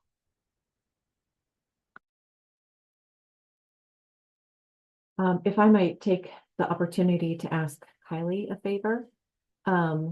So, because I think she's watching, can you go into the application for African Refugee Immigrant Organization and do the process of looking at their budget and identifying services that are not direct client services, any admin, and see if you can come up with a number for us? That would be super helpful. I guess I could have asked you this on the I chat. think it happened because it happened in the OAC priority. Sorry, not to interrupt, but please. I think that I have the numbers I need to add them. Oh, you do? Because I Yeah. already did that work. Yep. Sorry, Kylie. Never mind.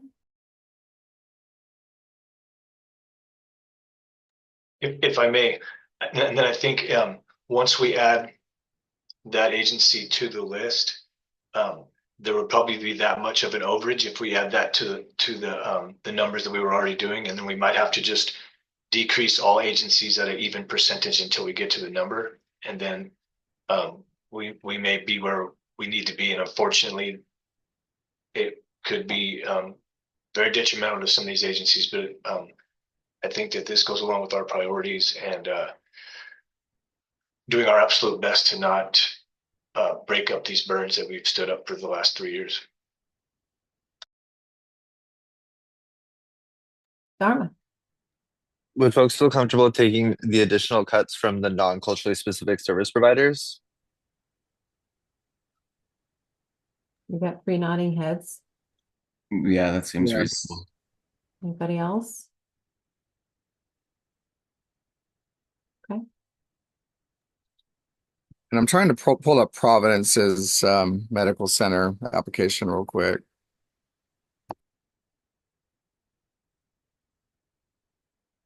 And Jason, you see the shorthand on the top right is where you can find the self-identification if the organization is culturally specific.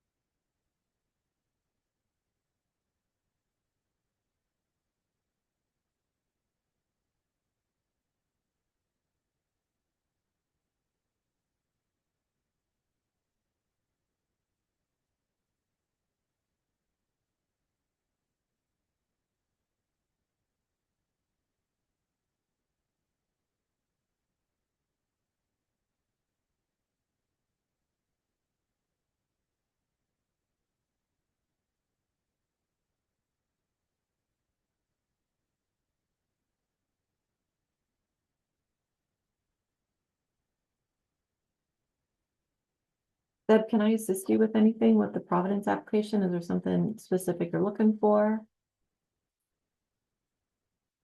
Yes, I'm trying to find the application itself. I'm just trying to look at what their overall proposal was and if they do provide culturally specific care. Sure. Let me pull up their project scope.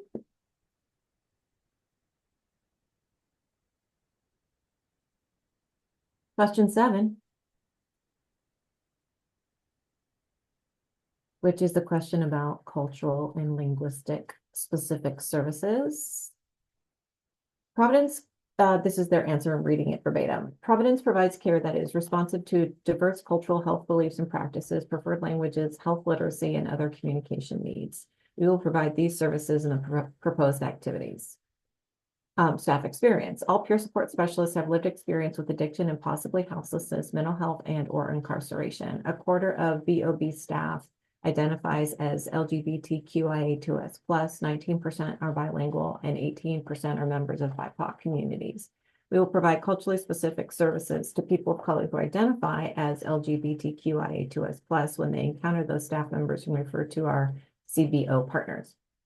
Providence behavioral health staff attend trainings for motivational interviewing, trauma-informed care, and other courses to better serve our clients. Staff have access to 24/7 translation services for hundreds of languages provided at no cost to the client, and referral to partner entities. When a client would be better served by a partner agency staff, be it for language and or cultural reasons, we will refer and provide a warm handoff within 48 hours. Participation in the burn has strengthened our ability to facilitate such connections. Can you also tell me about their Medicaid billing and the fiscal and technical narrative? I'm sorry. No problem. Gotta make it a little bigger.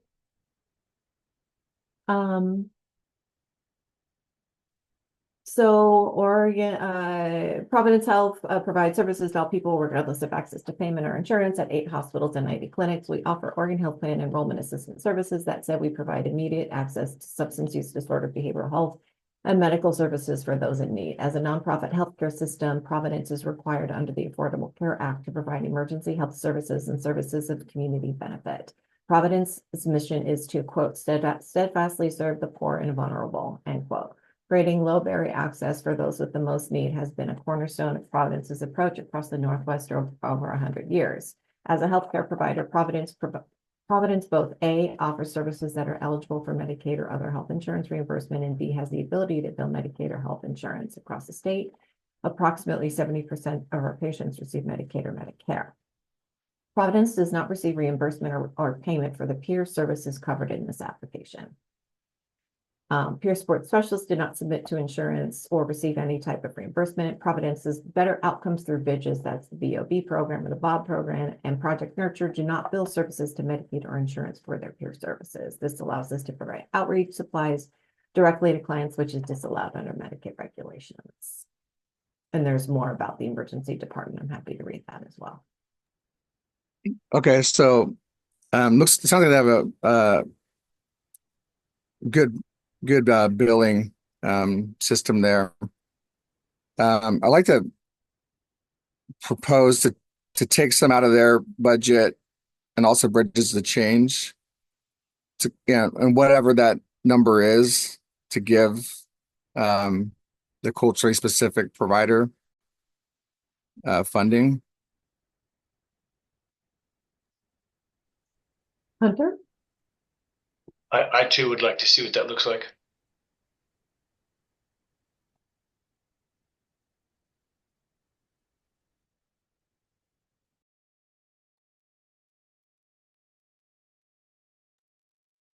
So which, I'm sorry, which, Providence and Bridges to reduce their budgets to fund the African Refugee Immigrant Organization. how much are we reducing? Good question. So let's see. I don't see the total request for African refugee. It's down here on the very bottom, row 206.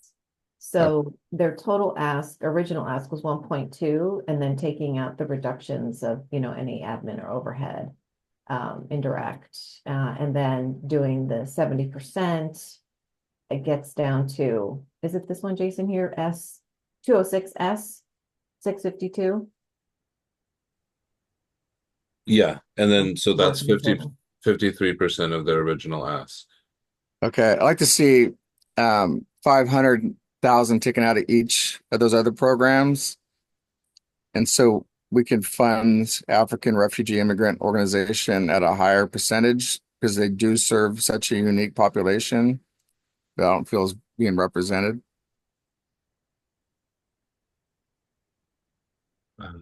500,000 each, or like 250,000 out of each. 500,000 each. Okay.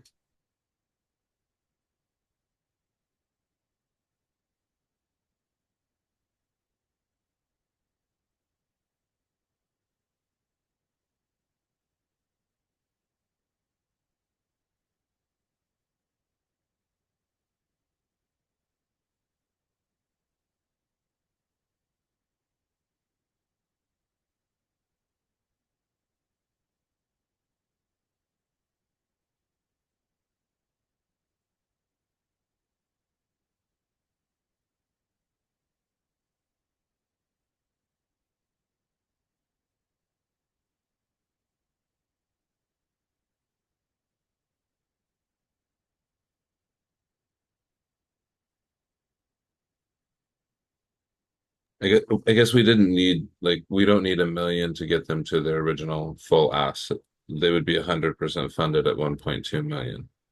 The remainder of that could go to the agency that's funded at 8%.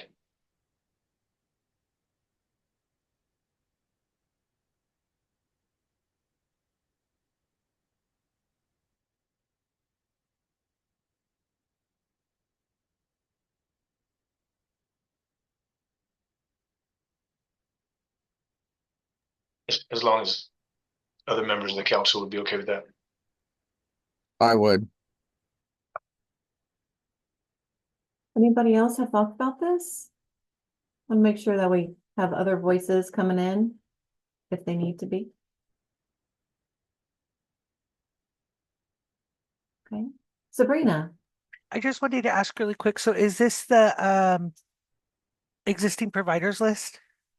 Yes, except for the one additional provider that Zeb would like to see funded. That's Okay, it. thank you. Yep.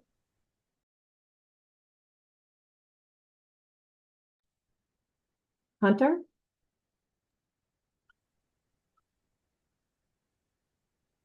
So I don't know if this is too early in the game, but there'll be discussion after this. I'd like to make a motion that we fund Multnomah County at column S, the working budget.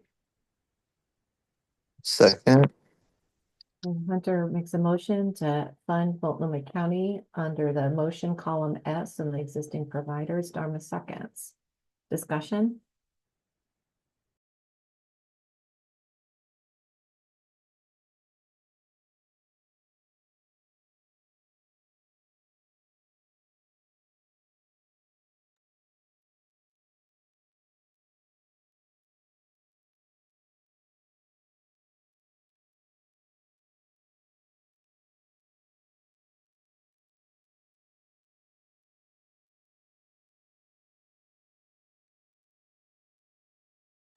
I guess I'd just like to say, actually, I'll go after Sabrina. I just wanted to state that I feel comfortable with whatever way you guys decide to move forward. Since I just joined, I'm probably going to abstain from my vote.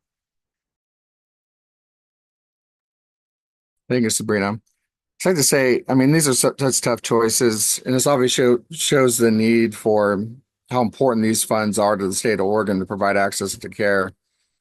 I'd just like to say, I mean, there's other funding sources out there. I would, ask that agencies that have ample resources other than Measure 110 help support the burn in their counties. Because there is other funding sources that not everybody has access to, but some places do. And all the support these burns can get, the better. Thank you. Hunter?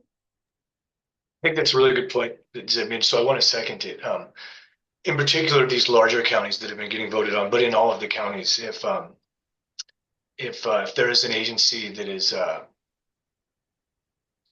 risking shutting down, or people are going to get fired, or and if y'all can work together during these negotiations to keep everybody afloat, please do, because this money is here to keep as many services as we can, and getting those services into the lives of struggling Oregonians.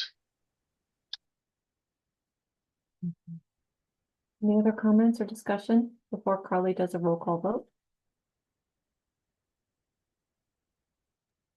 Okay, Carly. Okay.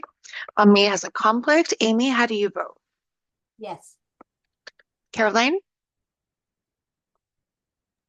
Yes. Dharma? Yes. Hubert?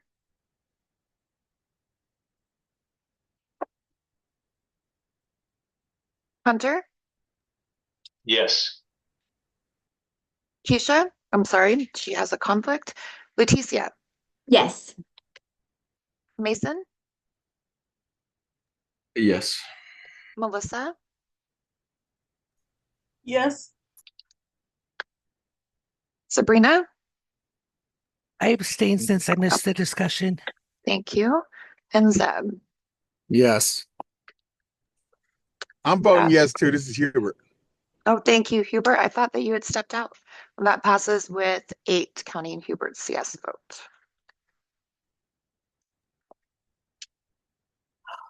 So do folks want 5-minute break? We've been at it for a couple hours. All right, let's come back at 3:25. See you in 6 minutes.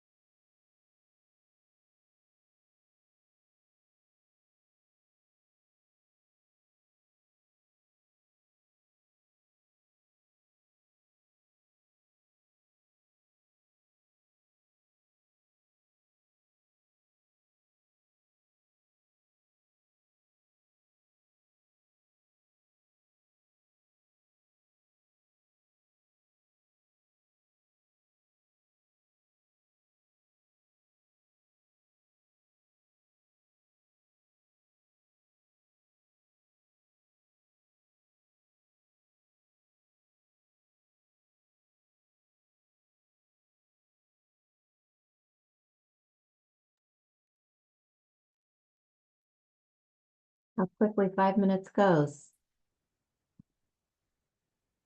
All right.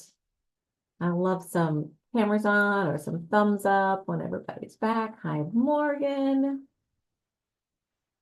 Okay. Folks are ready? We are going to jump into Union County. And I'm going to share my screen before I start talking. And do a call for conflicts for the four applicants in Union County, which are Boulder Care Center for Human Development, Eastern Oregon Center for Independent Living, and Eastern Oregon Health and Wellness. Any conflicts?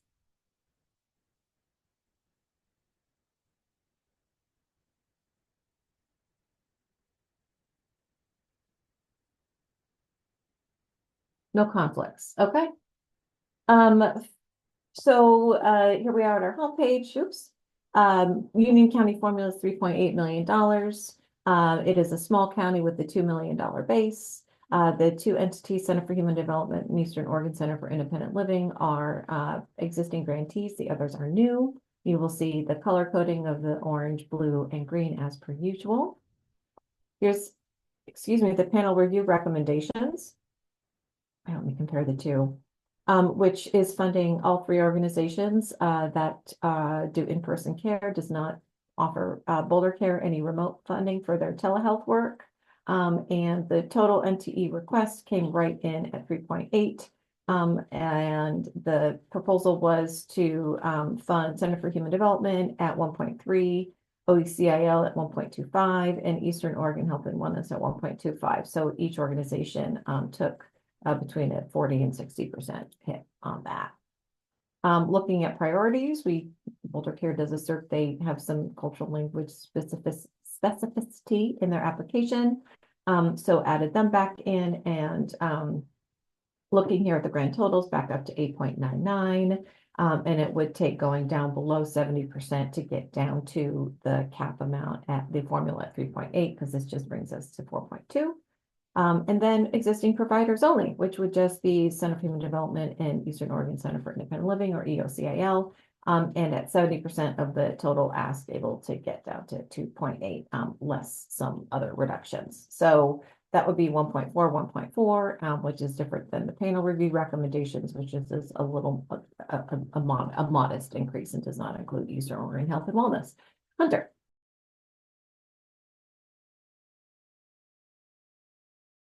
You're on mute, Hunter.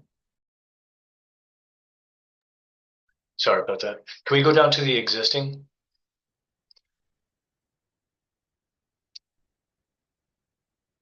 I like funding the existing burner partners at 70%.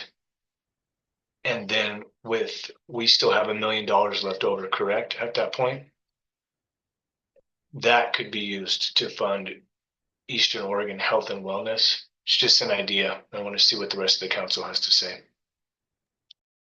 Dharma. I feel like we've been pretty consistent in the thought that rural counties need access to telehealth, and so I'm not saying that it's not necessarily that they're going to have telehealth otherwise, but I'm wondering if Boulder Care calls that on their application as a service they provide. I don't think that it's necessarily going to be lost to the other ones, but in SUD specifically, I think they should have more than one option per burn, if possible. And Eastern Oregon, I just feel like the OAC priorities feels better for me, just because it's giving them more options as far as where they can go, and it's I don't know. Thank you, Dharma. Zeb? I will say this is we put a lot of thought into this one. And, the CMHP is the Center for Human Development Incorporated, which is rationale for, their ability to bill Medicaid to lower their ask. And I think when it comes down to it, when an applicant provides generic responses, this isn't for the Center for Human Development, but when applicants provide generic responses from multiple counties, it's really hard to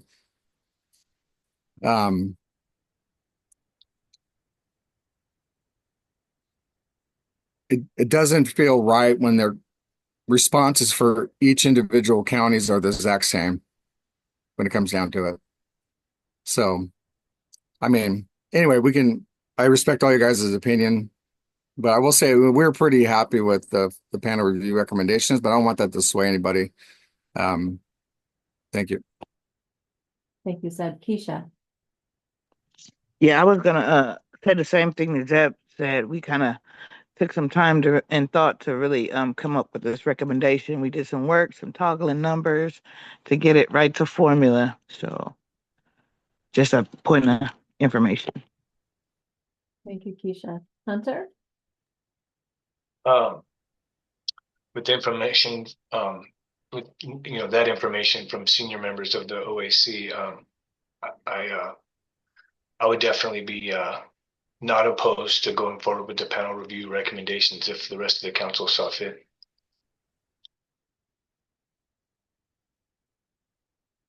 Zeb and Keisha, your hands are up. Do you have, and you're at the front of the queue. I don't want to, okay, Dharma. Sorry, I didn't know it. That's okay, Dharma. Oh, I was just gonna make a motion to approve the panel review recommendations. Okay, Second. Dharma makes a motion to approve the panel review recommendations for Union County. Hunter seconds. Discussion.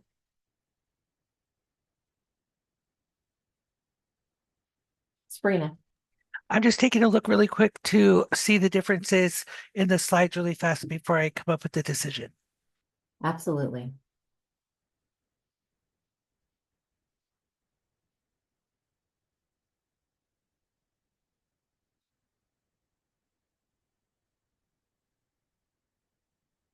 Sabrina. Just to make sure I'm clear, the difference between the existing providers and the panel review is that we're adding the Eastern Oregon Health and Wellness. You are correct. I'm ready to move forward as well.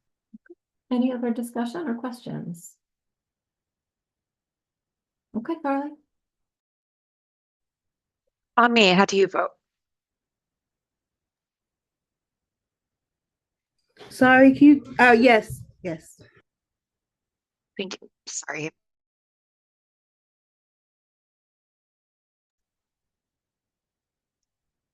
And Amy? Yes. Caroline? Yes. Dharma? Yes. Hubert? Yes. Hunter? Yes. Keisha? Yes. Leticia? Yes. Melissa or Mason? Yes. Melissa? Yes. Morgan? Yes. Sabrina? Yes. Zeb? Yes. And that passes with 12. Okay, fantastic. Next up is Wheeler County. Call for conflicts on Wheeler County. The two applicants are Boulder Care and Community Counseling Solutions. And I am still sharing my screen. Yes, yes. Okay. Are there any conflicts with these two providers? Okay, hearing none for Wheeler County. You will see that their formula is $2 million in a small county. The base is $2 million also. Boulder Care and Community Solutions, Community Counseling Solutions are the two applicants. You can see the difference between the homepage and the panel review recommendations are completely the same. Moving down, because it's just 31K over the formula amount, we can look at different ways to reduce those dollars to get down below the formula if you're interested to do so. And also it's the same thing every time. The existing providers, everything is orange. So I'm going to leave this up and allow you to take a quick look, think about it. And first on deck is Dharma. Sorry. So they're not over in any of the areas. They're all good and to go. They're $31,000 over in these yellow. Let's see. If you wanted to remove or reduce a budget using admin or indirect, you could get down closer to that or reduce budgets however you would deem fit. Did I answer your question? Yeah, I think so. Okay, Hunter. So I believe that CCS is the CMHP in this county. They're the CMHP in quite a few counties. Kathy could check for us. But That is also, correct. okay, so what I'm thinking is due to that fact right there, we could take the 31,000 surplus away from CCS and move forward with this county. Interested in what the council thinks about that.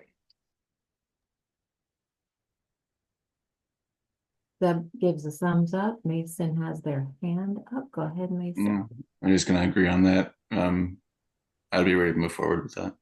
Okay, Jason's doing some math here at the bottom. We kind of center this.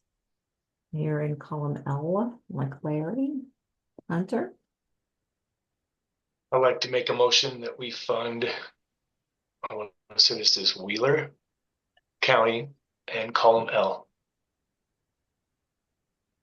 Ooh, I'm going to second that. Bam. All right.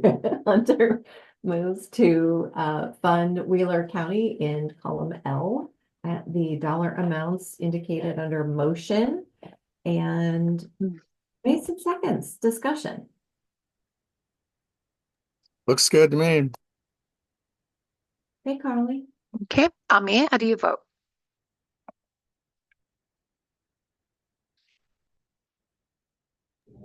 Yes. Yeah, Amy, Yes. Caroline, Yes. Dharma, Yes. Hubert, Yes. Hunter, Yes. Keisha, Yes. Leticia, Yes. Mason, Yes. Melissa, Yes. Morgan,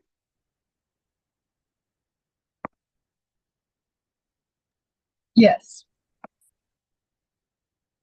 Sabrina, Sabrina, Yes. and Zeb. Yes. And that Right. passes with 12. Great. Thanks, everybody. One county to go for today, which is Yamhill.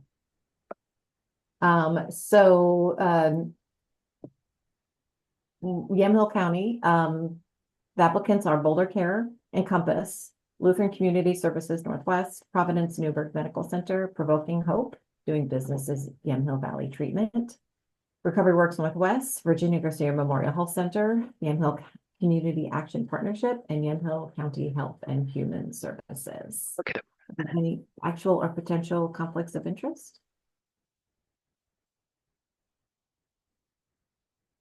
And I'll, just for transparency's sake, I also used to work at Virginia Garcia. Yamhill County, medium-sized county, the formula is 11.678 million. It is a $3 million base per the formula. You've got your blues and greens here. There are no oranges in Yamhill County. The total NTE right now is at 24 million. So it's about 200%. Here are the panel review recommendations. You'll see basically it funded only the existing providers. Didn't add anybody new because they're all orange. And you'll also notice there was a discussion to institute a $3 million ceiling just to be able to keep this burn whole on a lower dollar amount. And then had to do an additional reduction to get it down to 85%, which you can see from Jason's map here is still a smidge over. And the panel review, if I recall correctly, thought y'all could finish out that conversation to see how you want the final numbers to look. Looking at your priorities, I would add back Boulder Care and Lutheran Community Services Northwest. We scroll over to the right. And in order to get it closer to the formula, it would need to be at 70% gets below it. So you could have a little wiggle room there, but that does reduces budget simply by calculating any non-direct client services or costs. And again, back to existing providers only, which is what the panel review started with.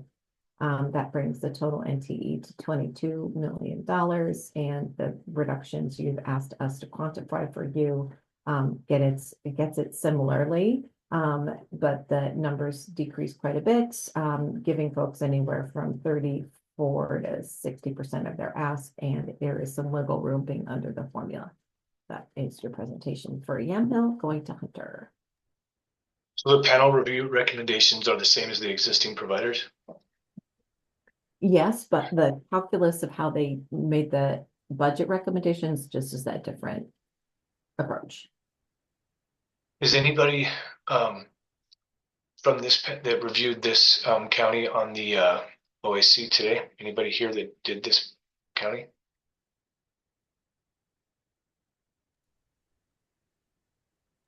I wish I could help on this one, but I can't remember the details of this particular one. Do Morgan and Keisha have memory?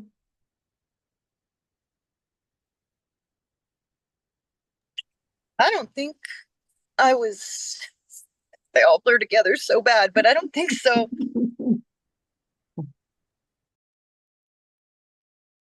Okay, so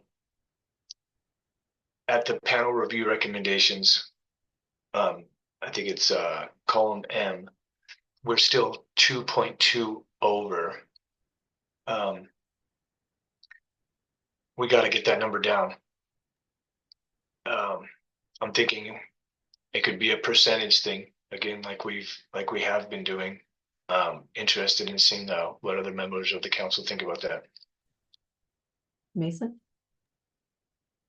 I agree, Hunter. The percentage thing that we've been doing works well. I think like to see us do the same thing that we did in Multnomah, where we're taking where we start by reducing the percentage from organizations that have a higher percentage of their original before we start taking into, the smaller numbers. Keisha? Yeah, I was wondering who the CMHP was in this county, and maybe starting with a reduction from them.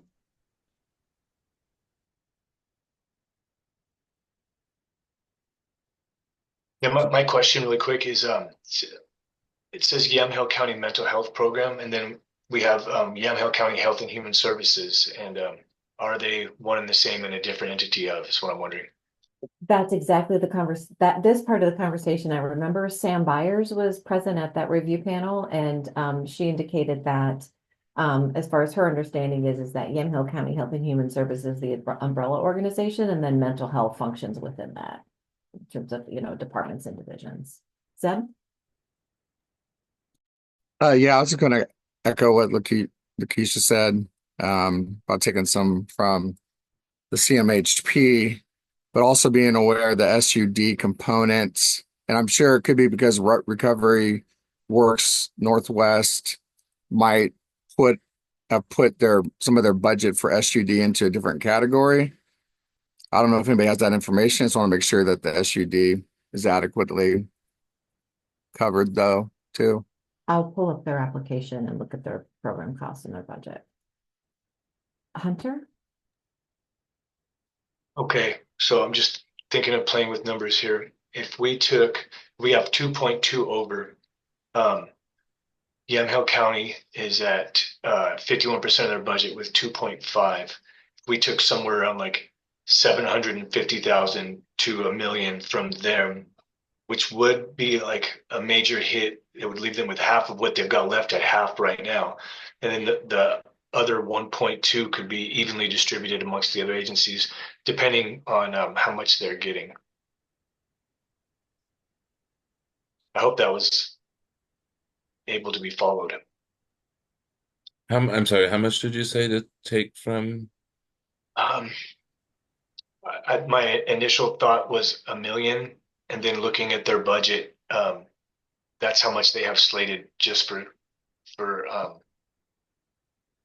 assessment, and it's like half of their I don't know what that would look like with them, but $1 million from Yamhill County because they can bill insurance, and then the 1.2 either distributed evenly amongst the other organizations or yeah, I think distributed evenly amongst the organization or just taken from.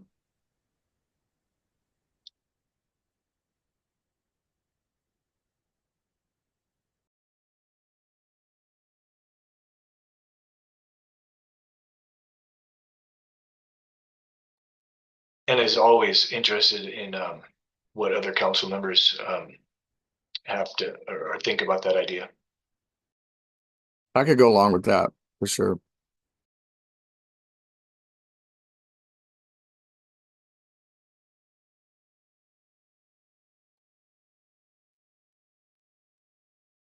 So while Jason's working, Zeb, I pulled up Recovery Works Northwest application, their budget workbook. Was there something specific you were curious about that I can take a peek at? Yeah, they were approved for SUD. I was Mhm. just wondering, like, in their budget, does it state, like, did they put some of the SUD treatment into program costs or? Yeah, it's actually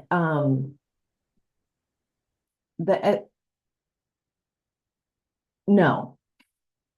So there are the SUD specific column on the workbook is pretty, there are positions, there are positions on the left, which include medical assistant billing, front office staff, clinical practice manager, outreach coordinator, director of engagement and marketing, and a few others. And but those positions aren't assigned to the SUD section. What the SUD section does have is the number of people they want to serve every year, and it's year one, it's 400, year two is 500, year three is 600, and year four is 700. The only other costs that are specific on the SUD area for Recovery Works Northwest is uninsured. Services for indigent folks who are underinsured or categorically ineligible patients, which is $60,000 a year. And that's it under SUD specifically. All right, thank you very much. Appreciate it. No problem.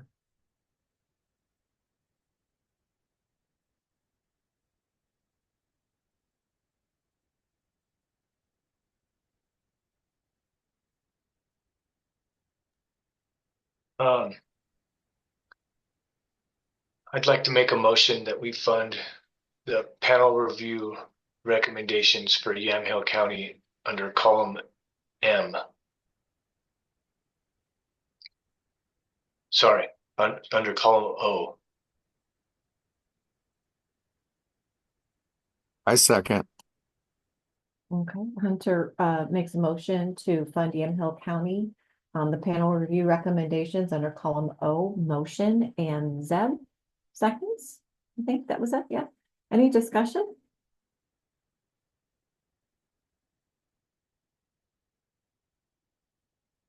Sabrina.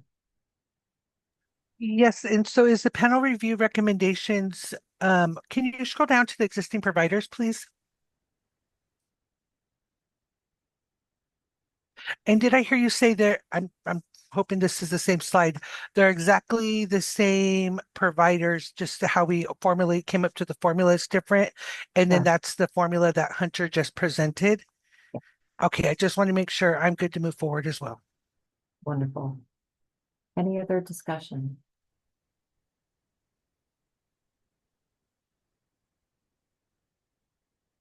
Okay, Carly, go ahead. Ami, how do you vote?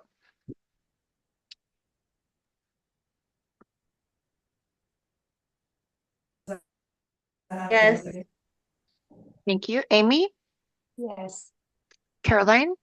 Yes. Dharma? Yes. Hubert? Yes. Hunter? Yes. Keisha?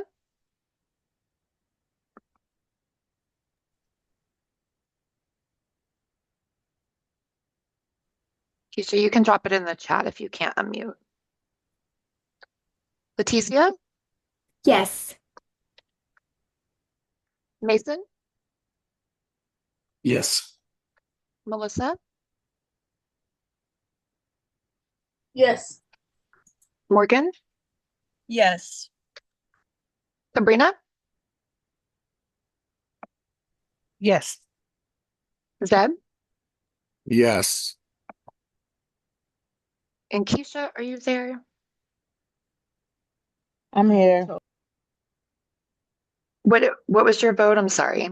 Oh, yes. Thank you. And that passes with 13.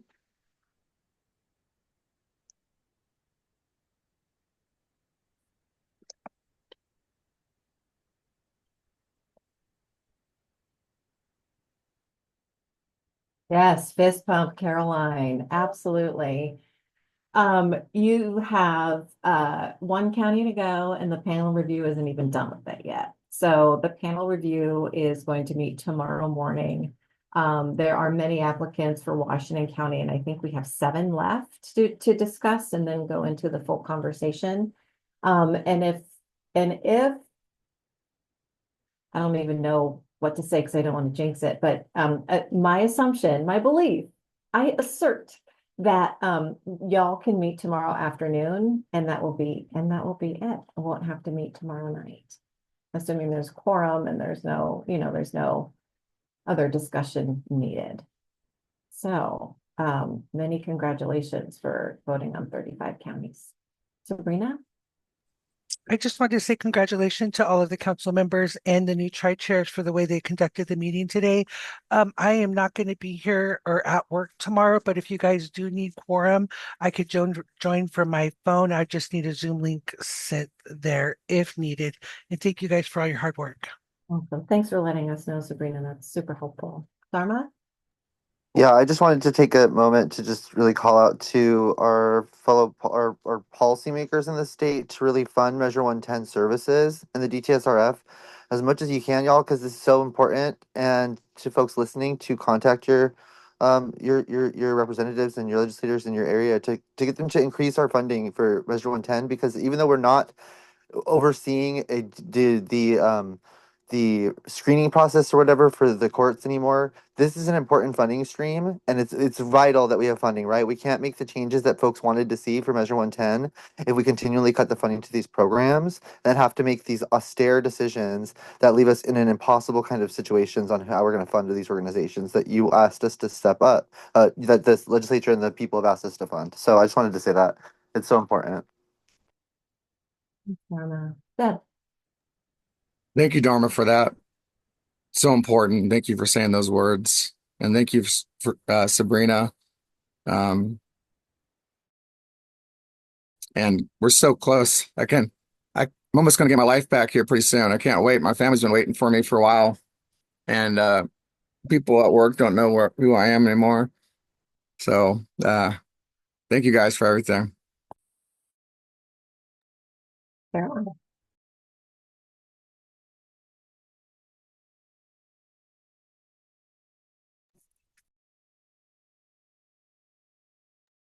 Caroline, did I not come across clear? Sorry. No, I'm so double and triple booked. What time are we meeting tomorrow? I got 2 dates here, one at 10:30 and one at 4:30. Am I reading it wrong? The one at 10:30 was changed to a panel was meeting. canceled? And we have one scheduled from 1 to 3 and then one at 4:30 to 6:30, but hopefully we'll only utilize the 1 to 3. Okay. And I can send that invitation out again too. Yeah, please. I'll be coming back from a dental appointment, so if I might have to get on in my car and then go through dead zones and then get to my office. So, but I think I should be able to get on. Thank you. Amy? I just really love the work we're doing, and it sometimes is good to share little things, and I just want to share what your work is doing. So she turned 4, and because of what ballot measure 110 is doing, she got to see her mama clean and sober. And this work is really changing my daughter's life and changing a lot of people's lives. And we had an overdose death with a beautiful young woman about a week and a half ago, and there's so much more work that needs to be done. And so what we're doing and all the hours that you're spending and that we're all spending on this are not in vain, because every time that we help these burns go and we help these communities grow, even though we get a lot of guff about ballot measure 110, what they don't see are the people that we're serving. And I have boots to the ground, just like everybody else, direct contact with this, but I also have it in my family. So I see what we're doing every day in how my daughter grows and how my granddaughter's still thriving. So thank you, everyone who shows up, and thank you for everyone who's working hard on this in the OHA.